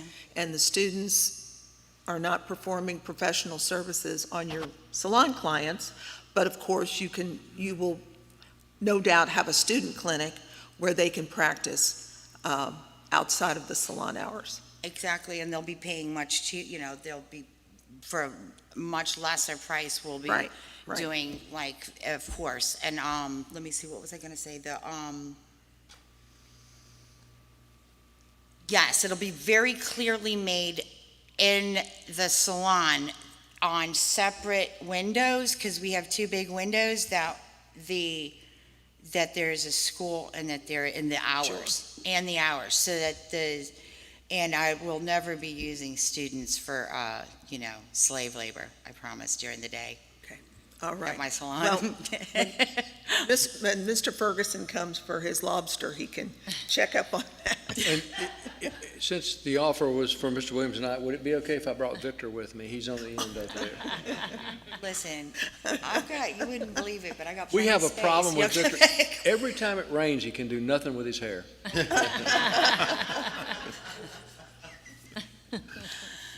Thank you. I guess you had a lot of time to think about this on your 9-hour drive up? Well, Did you I do that in stopped- 1 day yeah, or 2 days?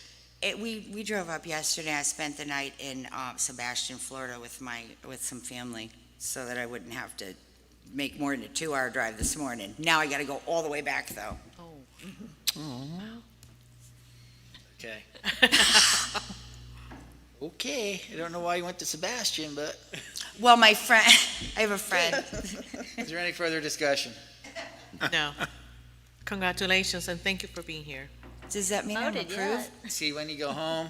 I can open my Congratulations for school. being here. I'm approved? No. Not yet, but when you go home, you take Turnpike South, okay, all the way down to Florida City, and then down to Key West. Yes, sir. No Sebastian, no Tampa, Yeah. just straight down. Right down.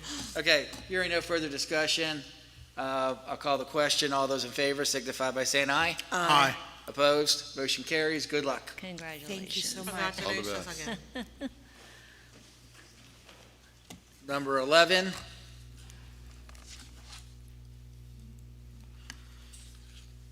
Quality Caregivers Medical Academy, Holly Hill. Mr. Chair, maybe after this one, we can take a quick break. I can't hear you. Maybe after this, we can take a quick break. Yeah, the break is coming. Okay, great. Good morning. Good morning. I'm Kimberly Davis, the owner. Okay. Welcome. Move to accept staff recommendation. A motion by Ms. Mulhern, Second. second by Mr. Williams. We're in discussion.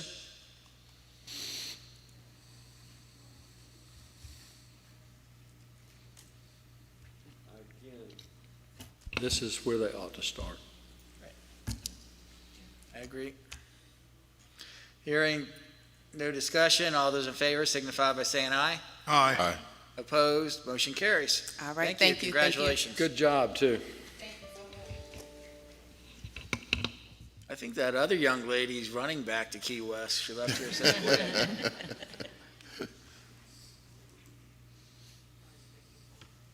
We only have two more in this section, Dr. Matos. No, that's fine. Source Institute Massage School and Therapeutic Body Works of Navarre. Does all that fit on a business card?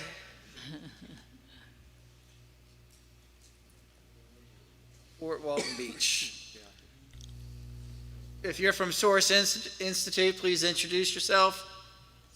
Matt Wilson, CEO. Mursada Velik, CO and instructor. Christy Welcome. Morgan, CO. One question, Okay. just one. Good morning.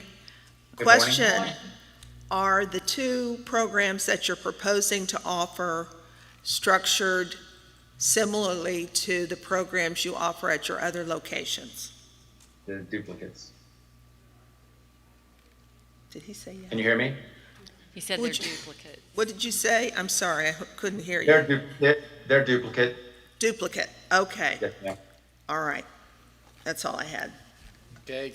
Do I have a motion in there?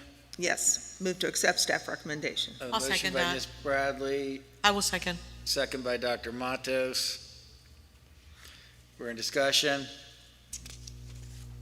Hearing no further discussion, all those in favor signify by saying aye. Aye. Opposed? Motion carries. Thank you. Thank you for joining us. Yes, sir. You too. Number 13, TLC Medical Training, Inc., Pompano Beach.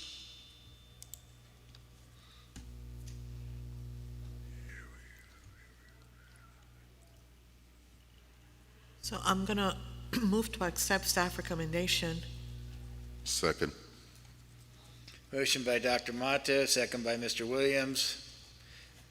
Good morning. Good morning.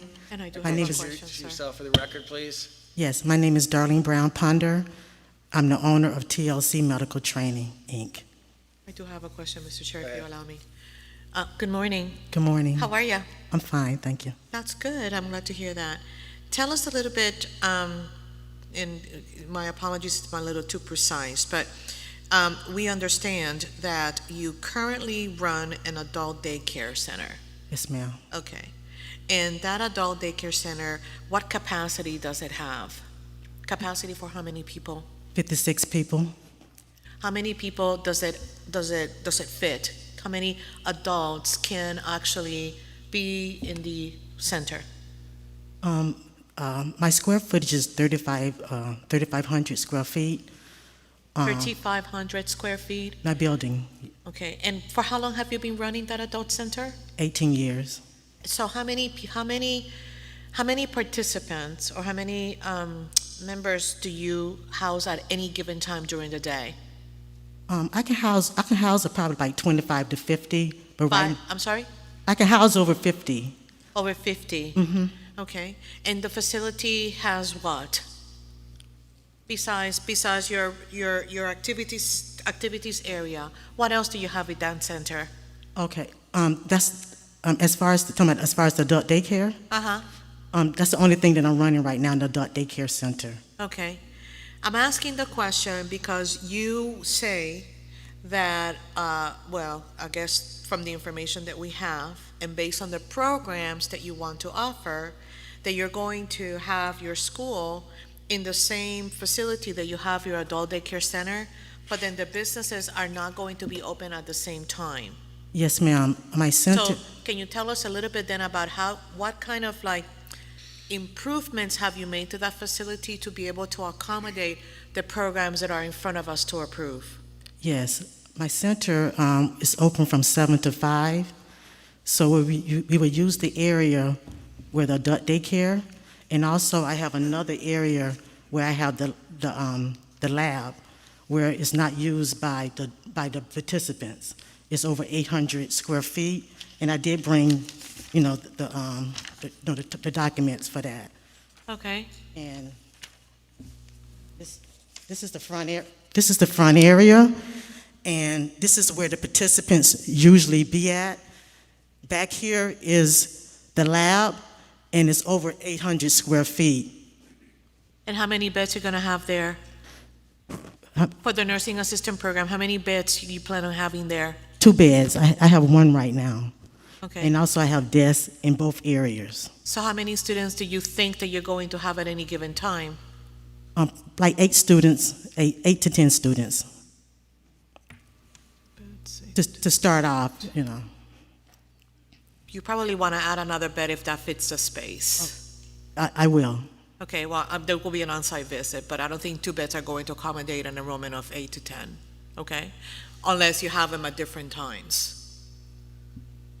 Yes. Anyway, you can work with staff on that, okay? Okay. Go ahead. And so that area is separate from your adult care, or it's in a separate area? It's in a separate area. So where is your classroom area going to be? When the daycare is closed, it'll be in the area where the participants is located. So where are you storing your desks and all of that? Because you have your business, right? You said that you're going to close it to offer these classes. Mhm. So are you storing chairs, tables, all that? Well, right now, because of the pandemic, I use this desk for my participants to keep them to social distance. Uh-huh. And also I have them in the lab area as well. So I bought enough for both areas, for my participants and also for the labs area. So I use Okay. desks for them to, for protection. Okay. So we have an on-site visit, right? Part of the contingency? Yes. Okay. Is there any further discussion? Yes, Mr. Chair, I just wanted to throw out there, per Mr. Ferguson's comments on some earlier schools, to start with the home health aide just would make a lot more sense at first, especially with a small amount of working capital. So I don't know if any other commissioners feel that way. I'm open to having both programs off the bat, but given the situation we've been experiencing with nursing, I feel like health aid makes sense to start out with. She has done the infrastructure build out to do a nursing assistant program. I feel comfortable with both programs. I think what Ms. Mulheron is just talking in theory. Yeah. It's like we discussed yesterday with the school that had the 3 programs, back them off to 1. Right. Okay, and Mr. Ferguson has mentioned it a few times today, start with a nursing assistant program and build off of that before you get into an RN program or ASN or a BSN, et cether. Okay, She has the facilities to do the program, Ms. Mulheron, and I think that she has given it some thought. The only thing that probably we need to reiterate and reconfirm through an on-site visit is that home health aide is in this location with this cohort of students.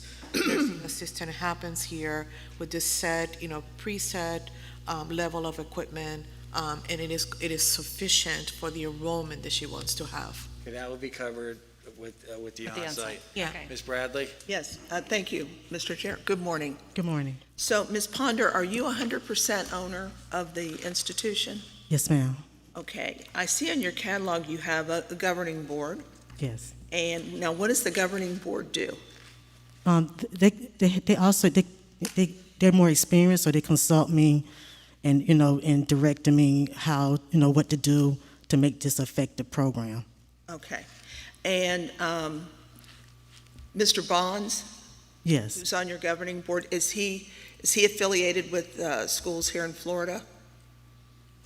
I don't know how he's affiliated, but I know he consult me with, with the opening of the center. Okay, Robert Bonds, I wondered if it was the same Robert Bonds who is associated with other schools in Florida. Do you know? I don't know if he's associated with other schools, but like I said, I know he helps me, with, trying to make this effective program, for the students. Okay, well, maybe we can find out when we do the site visit. Get it? Yeah. Okay, I was just curious because the name is familiar to me. Okay. All right, thank you. Can I ask one more question? I'm so sorry, sir. Sure, go ahead. So do you intend then to take students first to your home health aid program and then offer them the nursing assistant? Or you're going to offer two programs separately? No, I'm going to start the home health. So you're going to do kind of like a mini laddering program. Everybody starts with home health aid. They complete that required because it is part of nursing assistant, and then they can move to the nursing assistant program? Yes. Okay. Can we go Makes ahead and sense. call the question? All those in favor signify by saying aye. Aye. Opposed? Motion carries. Thank you and Thank you so much. And good luck. Congratulations. All the best. We're going to take our 10 o'clock break right now for about 20 minutes.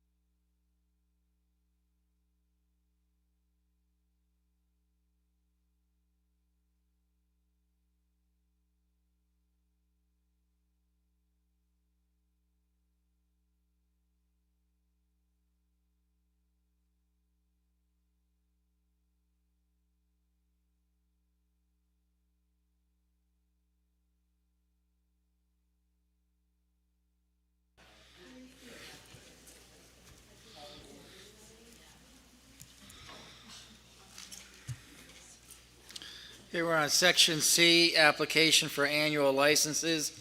Keep in mind, these are items 1 through 9. Earlier today, we moved one from the first section for provisional, Beauty Career Training Center, and that will be number 9. Chair will entertain a motion for consent. Sorry, so moved, Motion by sir. Dr. Matos. Second by Ms. Mulheren. Discussion for consent. Hearing none, all those in favor signify by saying aye. Aye. Aye. Opposed, motion carries for consent. Ms. Mulheren, Yes, sir. Number 3.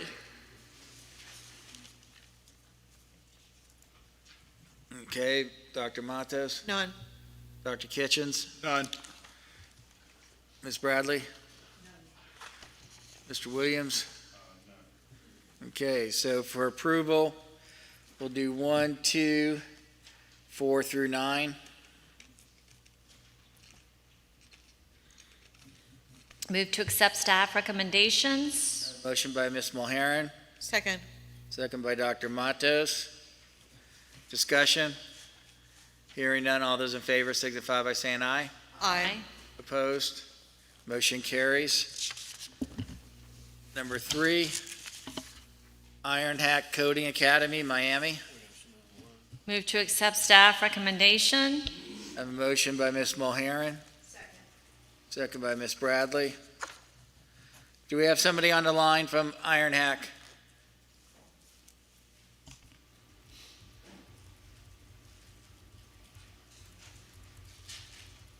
Are they on mute?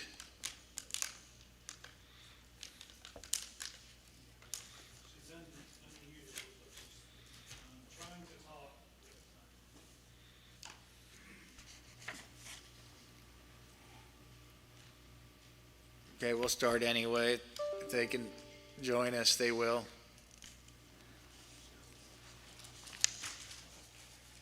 Ms. Mulheren, you pulled this one? I did, yes, sir. Let the record note that Dr. Matos is not at the table.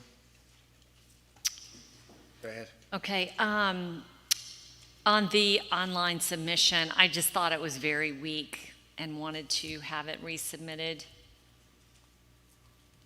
There's just a lot of one-liners, very vague descriptions, so.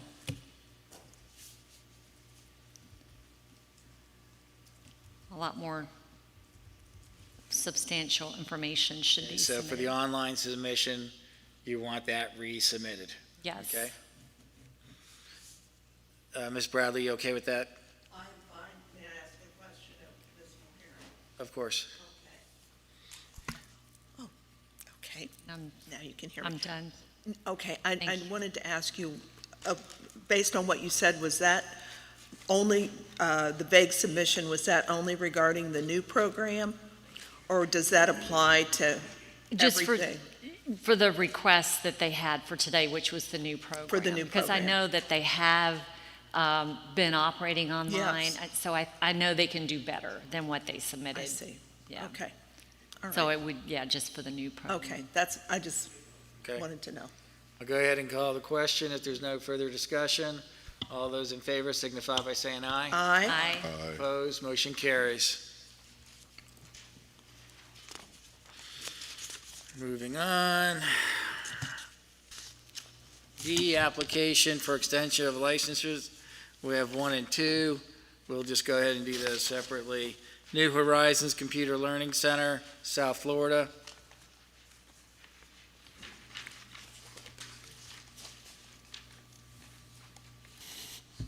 Good morning. I'm Carlos Rodames. I'm the Director of Operations and Compliance. Good morning and welcome. Thank you for being here. Thank you. So let me just get caught up here. Okay. Okay. Move to accept staff Second. recommendation. A motion by Ms. Mulheren, Second.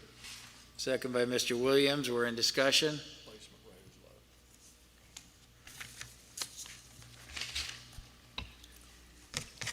Your placement rate is kind of right on the line. Do you have we're taking care of that. Could you send, for our records, could you send in what changes you're making and what you're doing? No, we haven't been requested to do so, but I can go ahead and send it out. Thank you. Okay. So that's the contingency. Ms. Mulhern, you're fine with that? Yes, sir. And Mr. Williams, you're okay with that? Yes, sir. Okay, is there any further discussion? Hearing none, all those in favor signify by saying aye. Aye. Opposed, motion carries. Thank you. Thank you for coming up.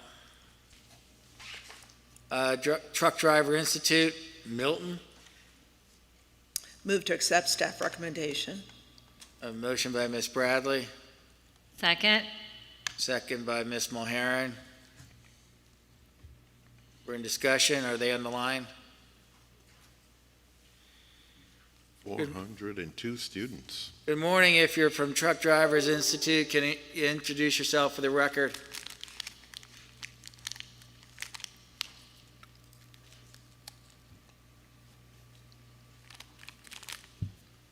Self-muted. Can you take yourself off of mute, please?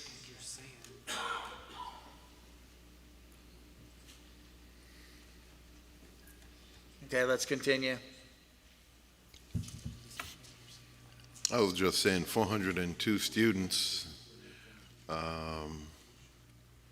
decent placement and retention rates for an industry that's proven itself even more critical today than a year ago, so to speak.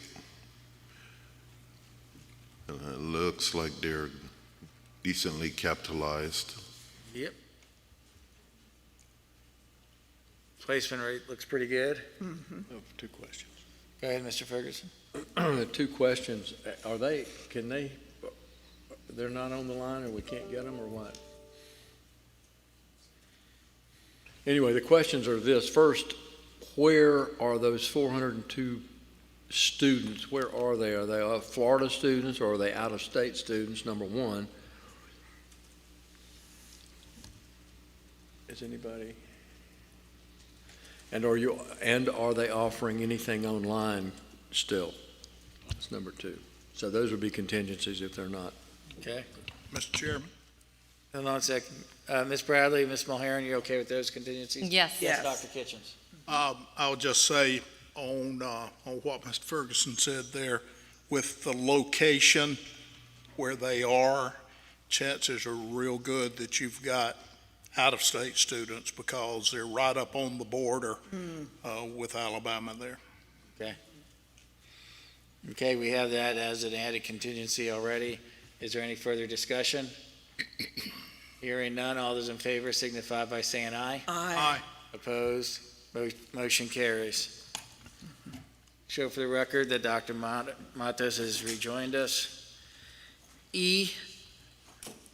Okay, I know we are doing something with E. In section number 1, we moved number 8 to section E. It will be number 20. So we have 20 for application for annual renewal. Chair will entertain a motion for consent. So moved. A motion by Dr. Matos, Second? second by Ms. Mulhern. We're in discussion for consent. Hearing none, all those in favor signify by saying aye. Aye. Opposed? Motion carries for consent. Ms. Mulhern, would you like to pull any?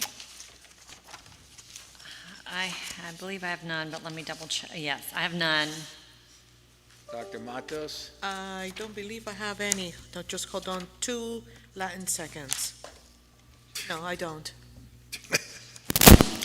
Oh, my goodness gracious. Somebody just pass out over there? I moved my microphone. Okay. Oh, God. Give me a heart attack. Okay. Did you happen to see the ponytail go straight up? Ms. Bradley? Number 13. 13. Mr. Williams? None, sir. None. So for approval, we'll do 1 through 12 and 14 through 20. Move to accept staff recommendations. The motion by Ms. Mulheren, I'll second that, sir. second by Dr. Matos. Discussion. Hearing none, all those in favor signify by saying aye. Aye. Opposed? Motion carries.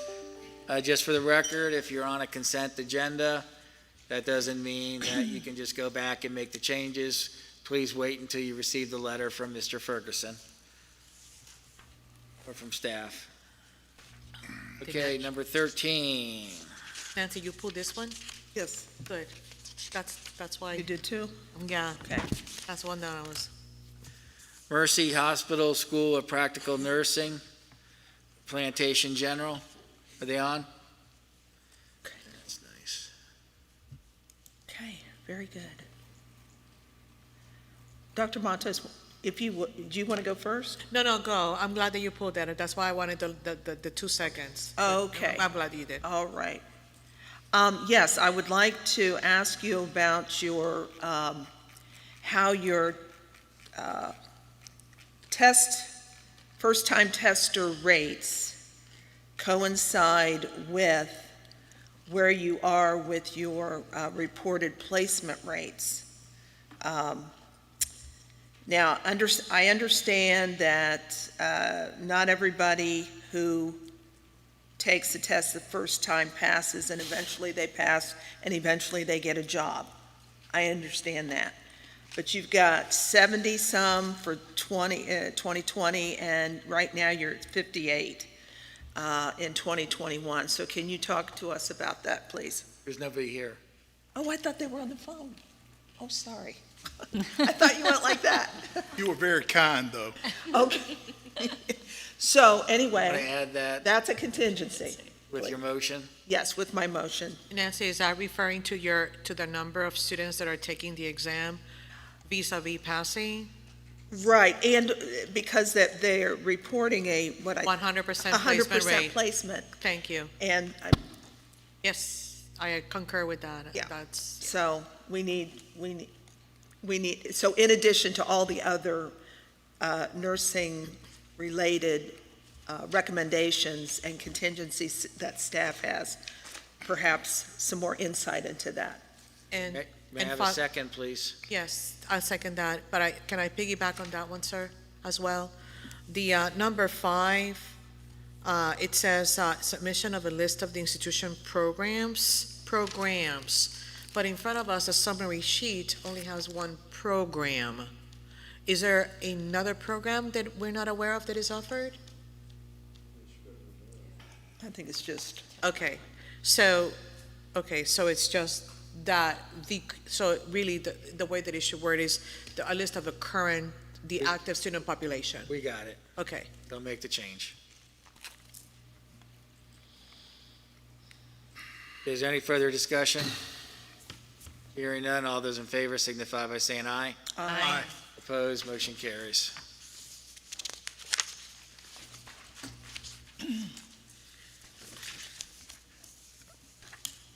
Application for license by means of accreditation, none.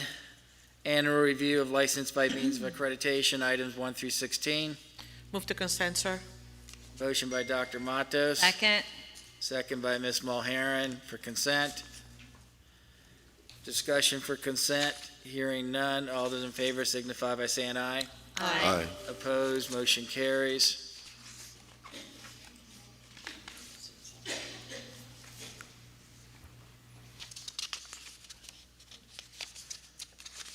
Ms. Mulheren, None. Dr. Matos, I have none. Dr. Kitchens, None. Ms. Bradley, none. Mr. Williams, None. staff. Number 8 and number 9, Mr. Chair, and that is to change, there should be no contingencies shown on 8 and 9. They've met everything. So the motion to approve items 1 through 16, we don't have to pull them. We just need to include in the motion that items 8 and 9 have fulfilled all their contingencies. Okay. May I have a motion, please? So move. Motion by Mr. Williams, Second. second by Dr. Kitchens. Discussion? Hearing none, all those in favor signify by saying aye. Aye. Opposed? Motion carries.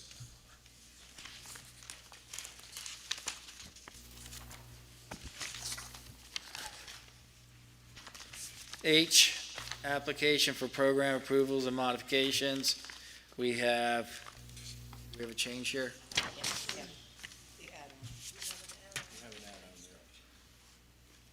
Okay.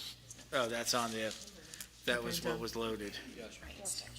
Oh, Okay, was that on the so addendum? that will be number 3, correct? Yeah, on the addendum, yeah. Okay, CDA Technical Institute, Jacksonville.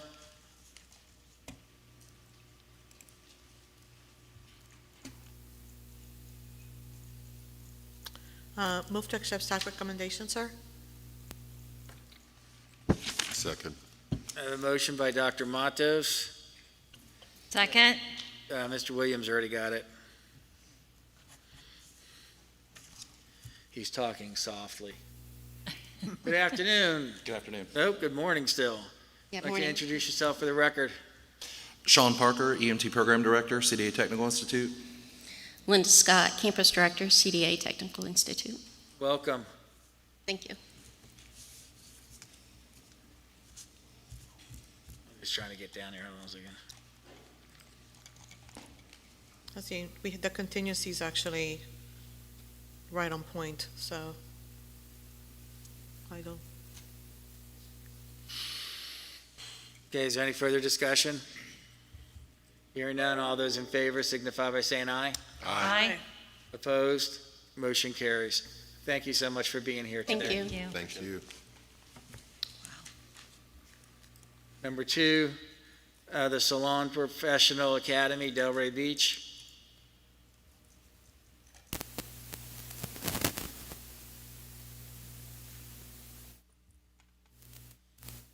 Nobody? Okay. I guess move to accept staff recommendation, Mr. Chair? Motion by Dr. Matos, Second. second by Mr. Williams. I have a Okay. comment. And it may be in the office, in the staff material that Ashley has, but I wonder if they are going to train out their current barber program, their 1,200 hour, and then replace it with the 900, or, if they're going to continue to offer both programs. Plus, they have restricted, so kind of their plan for their barbers. Okay, so you'd like a clarification. Clarification, specificity as to their barber Okay. plans. Dr. Matos and Mr. Williams, you're okay with that? Yes, sir. Yes, sir. Is there any further discussion? No, sir. Hearing none, all those in favor signify by saying aye. Aye. Opposed, motion carries. Number 3 was an add-on. That one is Brain station. Brain Station Education. Move to accept staff recommendation, sir? Okay, Second. hold on one second. They did so well, we forgot them. I know. Number 3. Add-on. Good morning, introduce yourself for the record, please. Good morning, Juha Meikkala, Vice President, Brain Station Education, and one of the managers of the Miami office. Okay, you can move that mic up just in case, so you don't have to bend over. Nathan Adams, Holland and Knight. You know, if you don't introduce yourself, you can't bill. Okay, so. The clock is running. Nate, did you drive or fly? I drove. You drove? Good. You can take that bike back with you as you go. That's why Bob makes no money. That's why he's riding a bike everywhere. Introduce yourself. Okay. Any questions? Discussion. And I appreciate everything that you guys have done. Appreciate it. Yes, Mr. Chair, just one minor item, just making sure that you have your attendance for the online modality spelled out well for the students and faculty. It'll save you a lot of headaches, but it's not listed here, so on our summary, but I'm sure you have it somewhere. Make sure that it is there. Noted. Thank you. We'll make sure. You're not from California or Canada, are you? I'm afraid to say originally from Canada, but well. And there it is. The Exodus. Okay. Is there any further discussion? Hearing none, all those in favor signify by saying aye. Aye. Opposed? Motion carries. Thank you very much for being here. Thank you very much. Thanks again, Nate. Thank you, and thanks to the staff as well as particular Jenna for her help on this. So thank you. Have a great day. You too. See, not only do you have to introduce yourself, you have to speak. You got to close, yeah. He has both things covered. That's 2.3 hours. And there's no warranty, on that bicycle. L, motion of extension for provisional license for 1 year, none. Motion for extension of licenses, items 1 through 4, we'll take all 4. American Academy of Dental Sciences, Move to accept their motion by Ms. Bradley, Second. second by Mr. Williams. If you're from American Academy, can you please introduce yourself for the record?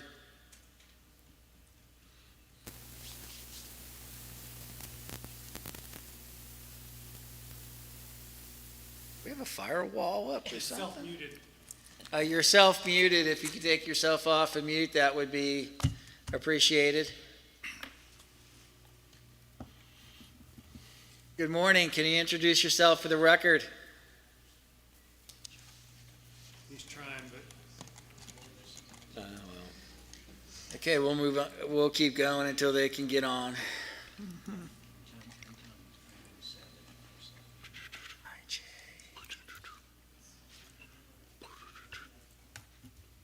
Is there any discussion on this one? First extension. Hearing none, all those in favor signify by saying aye. Aye. Opposed, motion carries.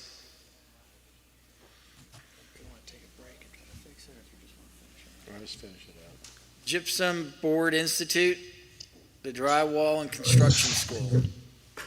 Move to accept staff recommendation, sir. Motion by Dr. Matos. Do I have a second? Second. Second by Ms. Mulheron. Are they on? Heard something?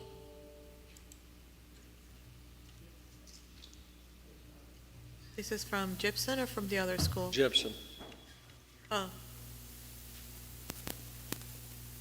If you're from Gypsum, can you introduce yourself for the record? When your school is called, praise new and silence. Good morning to all. Can you hear me? Yeah. Good morning. Yeah, hold on a second. All right. this is American Academy of Dental. This is the previous. Okay, if this is American Academy, we already voted on your school. You were approved for your extension.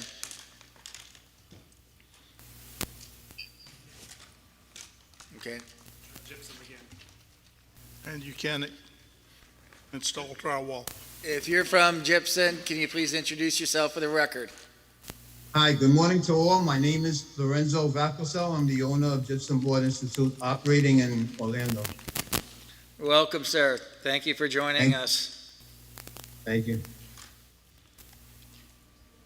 I don't know, Mr. Chair. I always feel like I'm in a seance when you do that. If you're with us, please acknowledge, you know. Please flash the lights. Is there any discussion? Hearing none, all those in favor signify by saying aye. aye.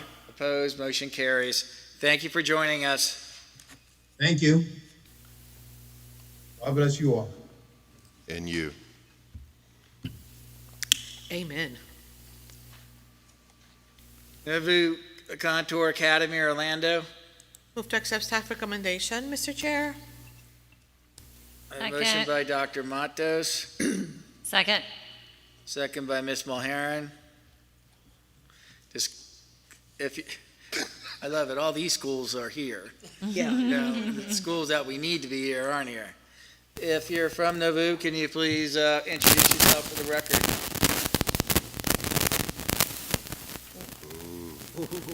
Oh, all righty then. That wasn't me. Now I think that Levi's right. Yeah. Okay. You're a pastor, do something.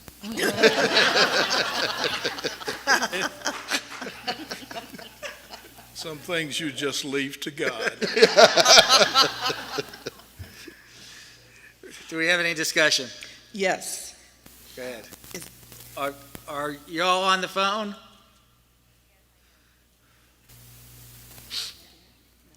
No. Go Okay. ahead.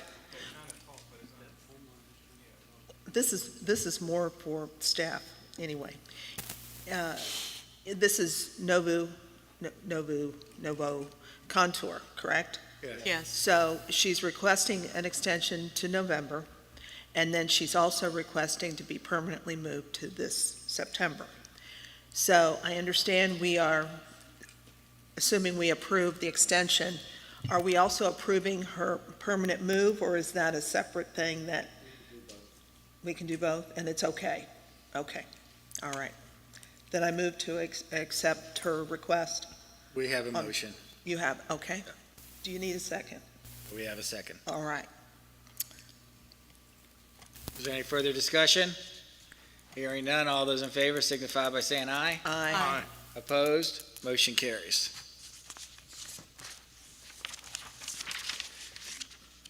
Number 4, Rockledge Institute School of Health and Beauty, Rockledge.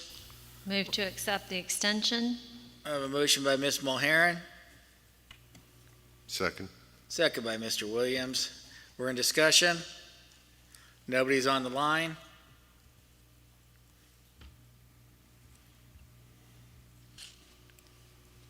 Hearing no discussion, I'll call the question. All those in favor signify by saying aye. Aye. Opposed? Motion carries. K, motion for third extension of license, none. Motion for request for extension of time to comply with contingencies, none. Substantive change, we have one. That's Unity Gain Recording Institute, Fort Myers.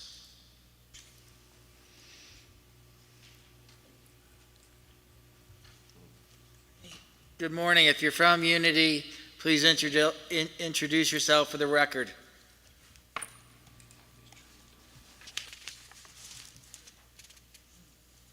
They're trying to talk, but we can't hear them.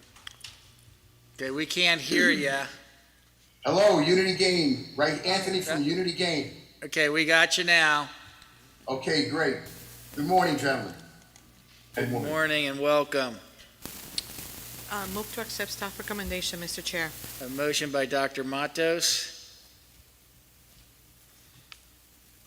Do I have a second? Second. Second by Mr. Williams. I've got a question, if I could. Basically, our school was hit pretty hard with COVID. I don't know if a majority of schools out there were, but mine was. And we're a small school, so it seems that by putting this contingency of having to submit another financial statement only, I guess, incurs some more charges, doesn't help me with my financial rebuilding, but instead hurts me. I've been licensed for 32 years, in good standing for 32 years. Is it out of the question to give me till my next licensure period, which normally is May, to show my improvement of my finances? This is not necessary to have a CPA prepare that. You can prepare it internally for us. Oh, okay. Because it's my assumption that when it says financial statements, that it means CPA-based financial statements. I just want it, that's over $1,000 for me. That's like $1,500 to have financials done for me. Have you spoken with Ms. Miller? Have you tried to get her? She would have told you that a CPA was not necessary, that due to your financials, that could have been Right. prepared other than by a CPA. Well, there's been some confusion. My normal meeting is in May and somehow missed July and now in September. I learned of this last week, and I think Ms. Miller's been out of the office, but I did try to email, but well taken. I mean, if that is in fact the case, that's not a problem.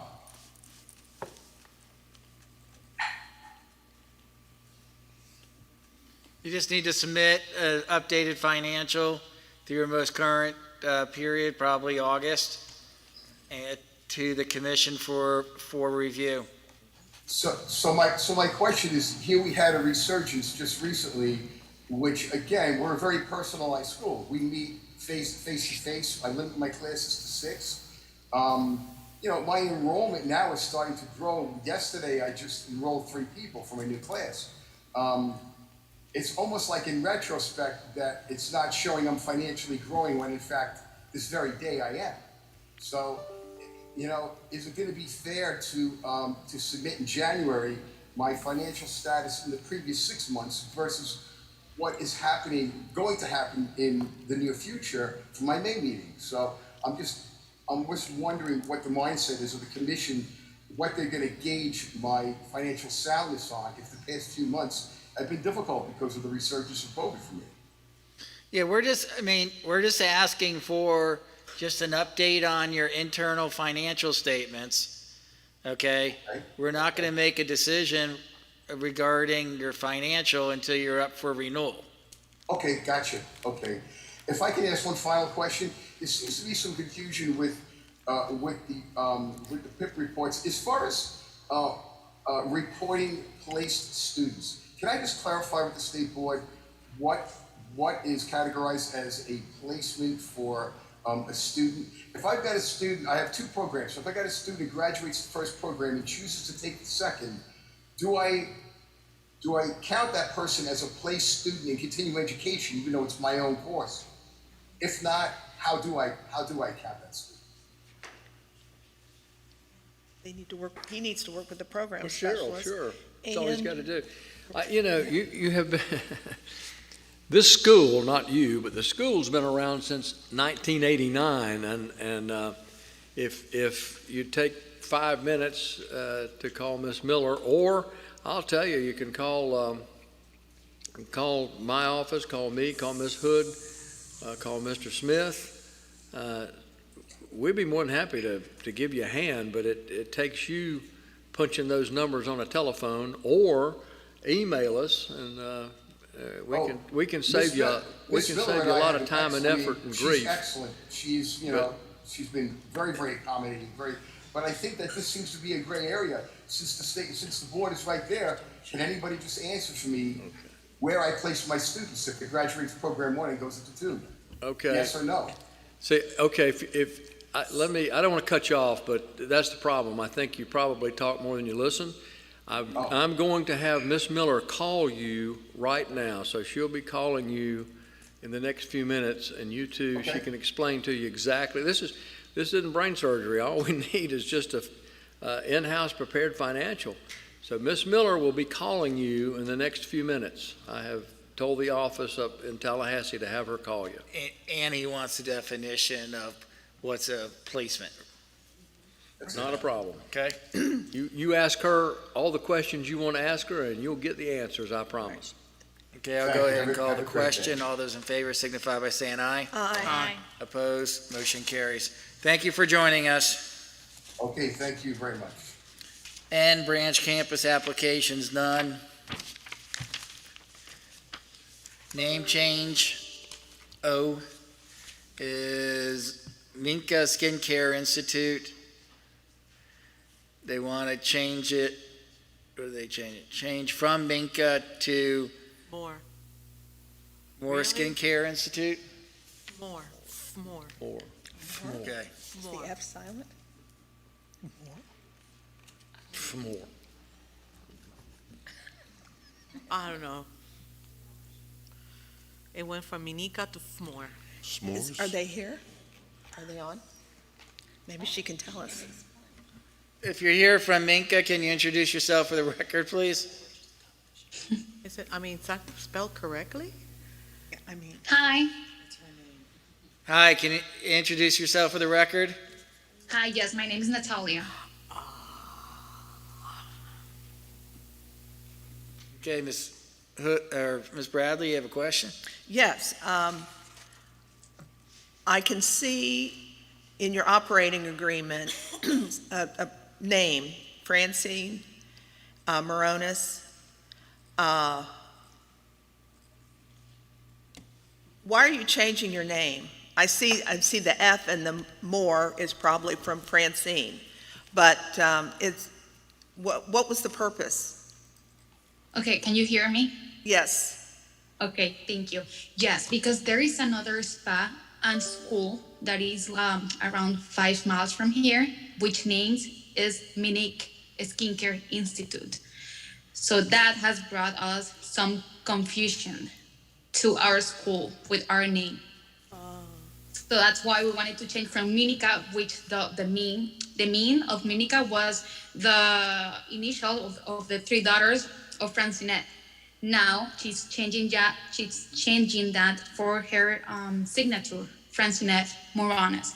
So it will be pronounced as F. Moore Skincare Institute. F. Moore. Francinette Moronis. F. Moore Skincare. Okay.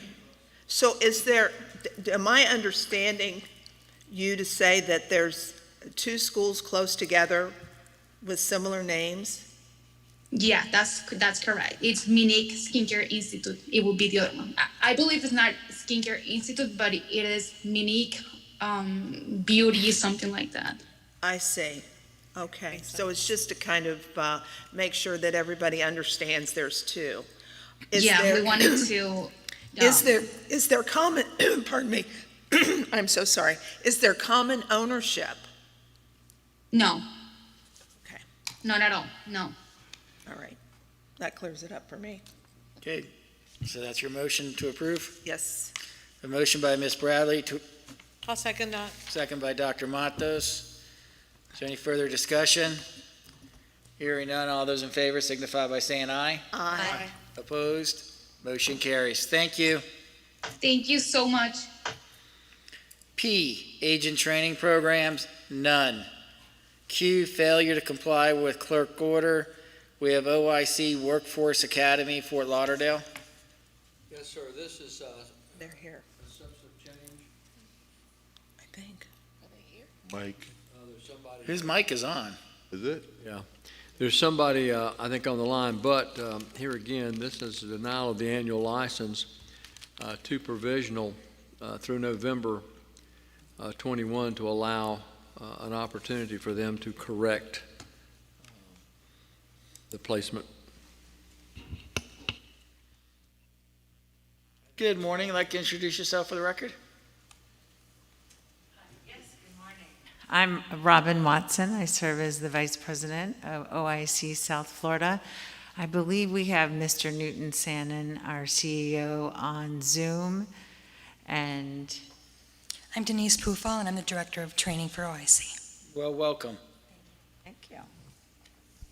This was pretty simple for substantive change. And thank you for being here, by the way, because we may be able to get this straight right now. The issue was that you had you told the commission that there was a 100% placement rate, but you didn't show, we didn't have anything backing up the placement and retention. Can you address that today? Yes. The previous reporting was done by a previous director, and from what we have, I hate to say assume, but what we can understand is that he did not understand what placement meant in regards to infield and related, and that if people were employed, he put 100%.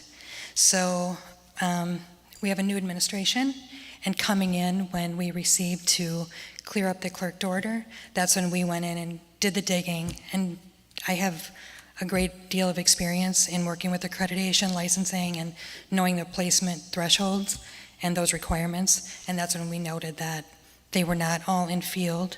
We do have 4 placed, and 3 are related, and 1 is in field.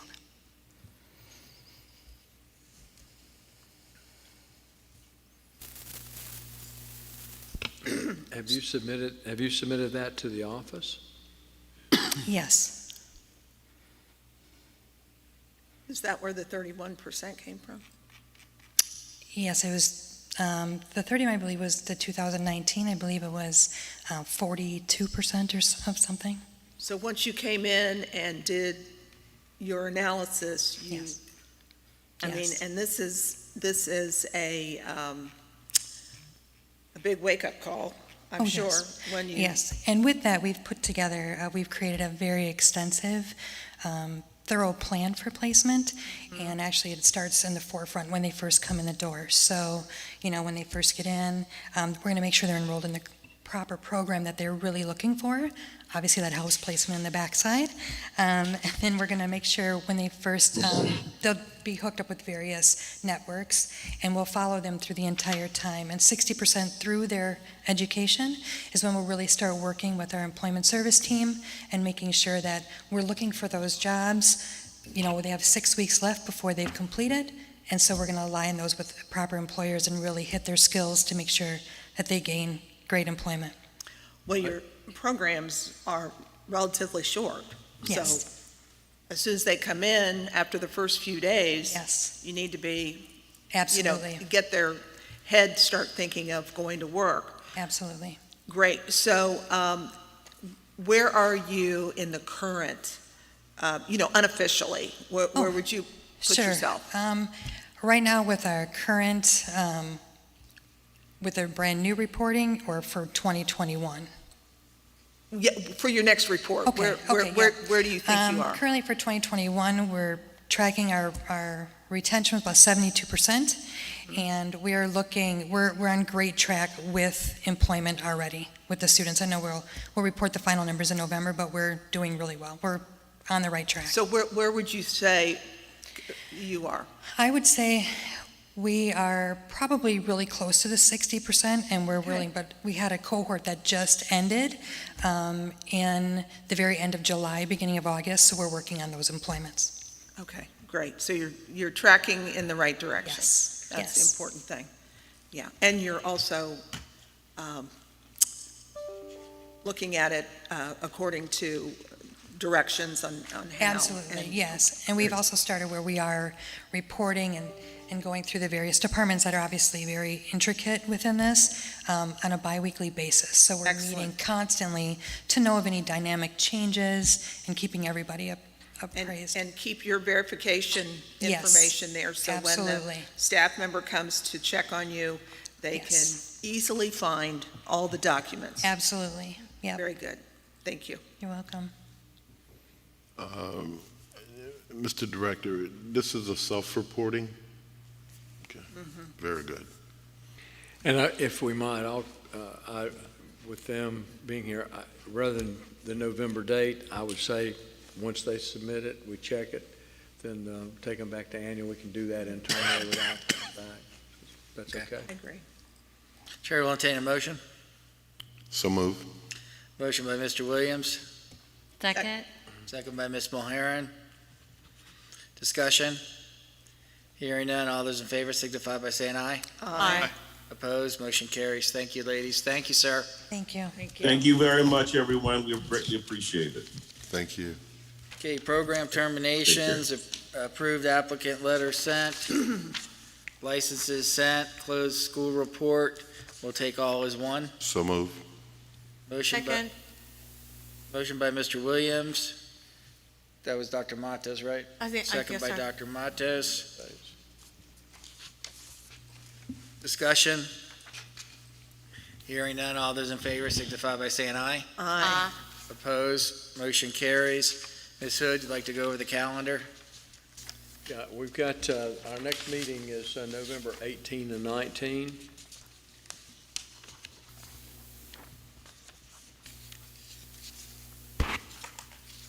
And then starting January, we have right now January 11 and 12, March 29 and 30, May 3 and 4, July 26 and 27, September 1 and 2, November 17 and 18.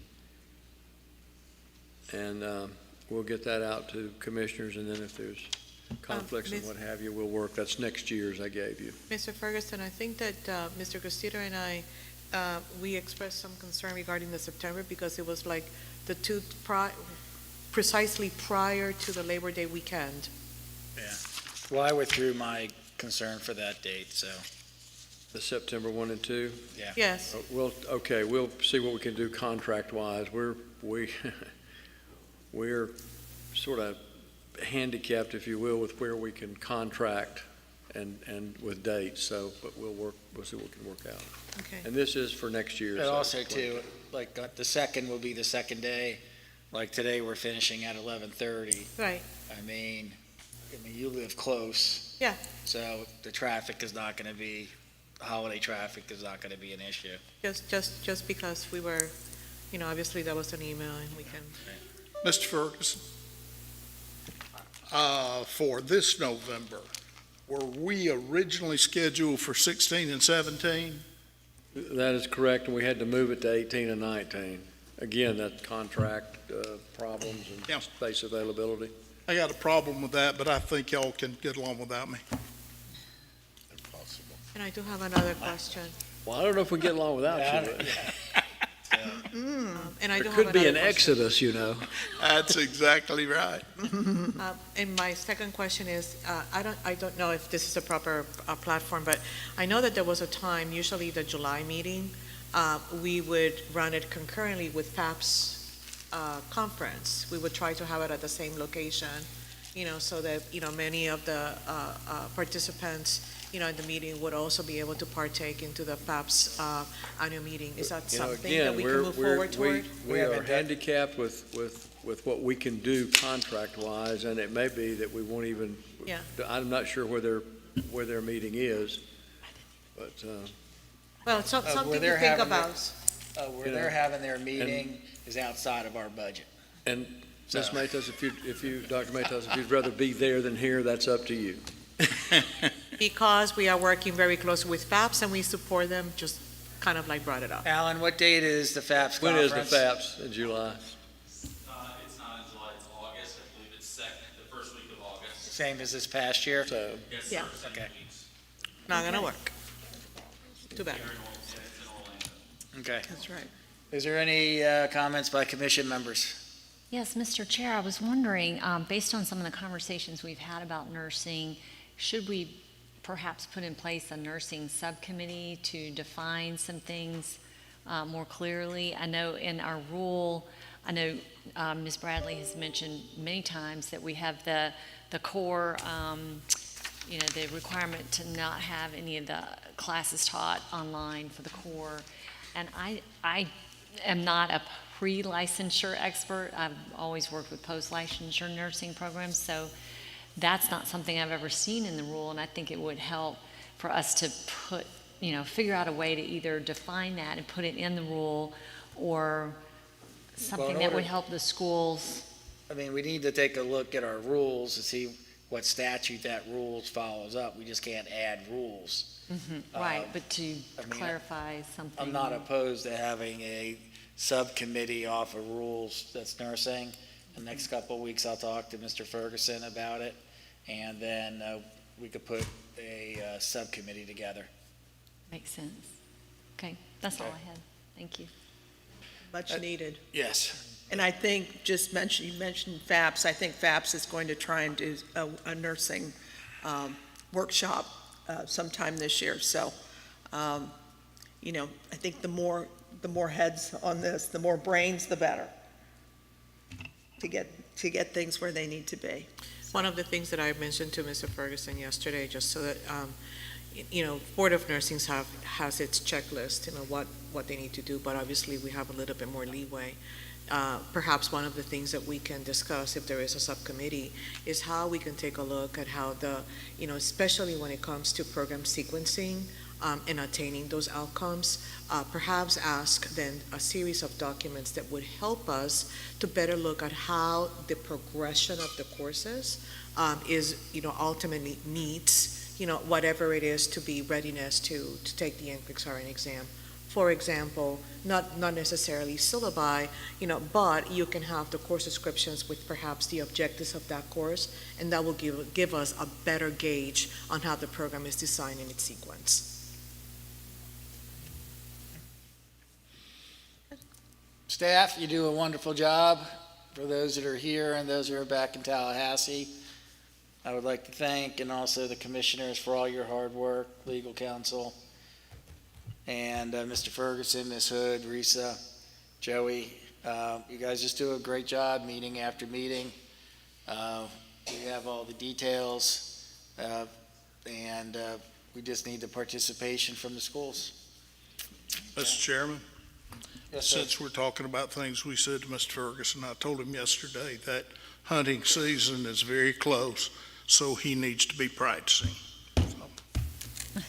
Gotcha. Is there any further comments so we can adjourn? We're done. Thank you.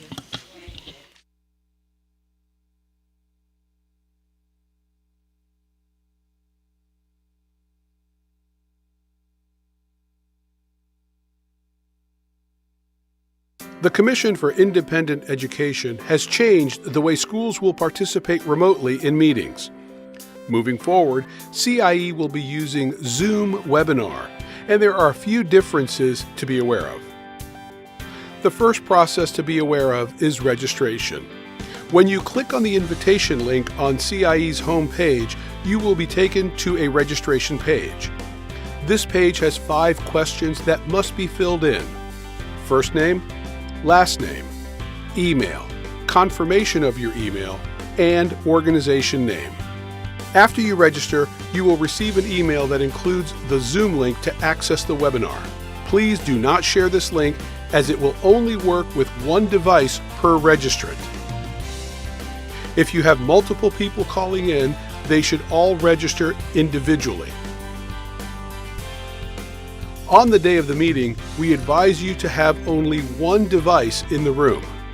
Multiple devices in the same room can lead to audio problems that make it difficult for the commissioners to hear you and for you to hear them. If you have multiple people from your team on the call, they should all be in separate locations. When the meeting starts, all of the schools will be listed as attendees. Attendees cannot display their video camera and cannot turn on their microphone unless asked to do so by a moderator. But attendees can ask questions using the Q&A feature. Please note, questions are displayed publicly, so do not put any sensitive or private information in the Q&A. During the meeting, when your school is recognized, you will need to raise your digital hand, which will help moderators find you in the list of attendees logged into the meeting. When this happens, you will be asked to unmute your microphone. Once you unmute yourself, you will be able to speak. If you call in using a phone instead of a computer, you can raise your digital hand by pressing *9 and unmute yourself by pressing *6. Thank you, and we look forward to seeing you at the next meeting.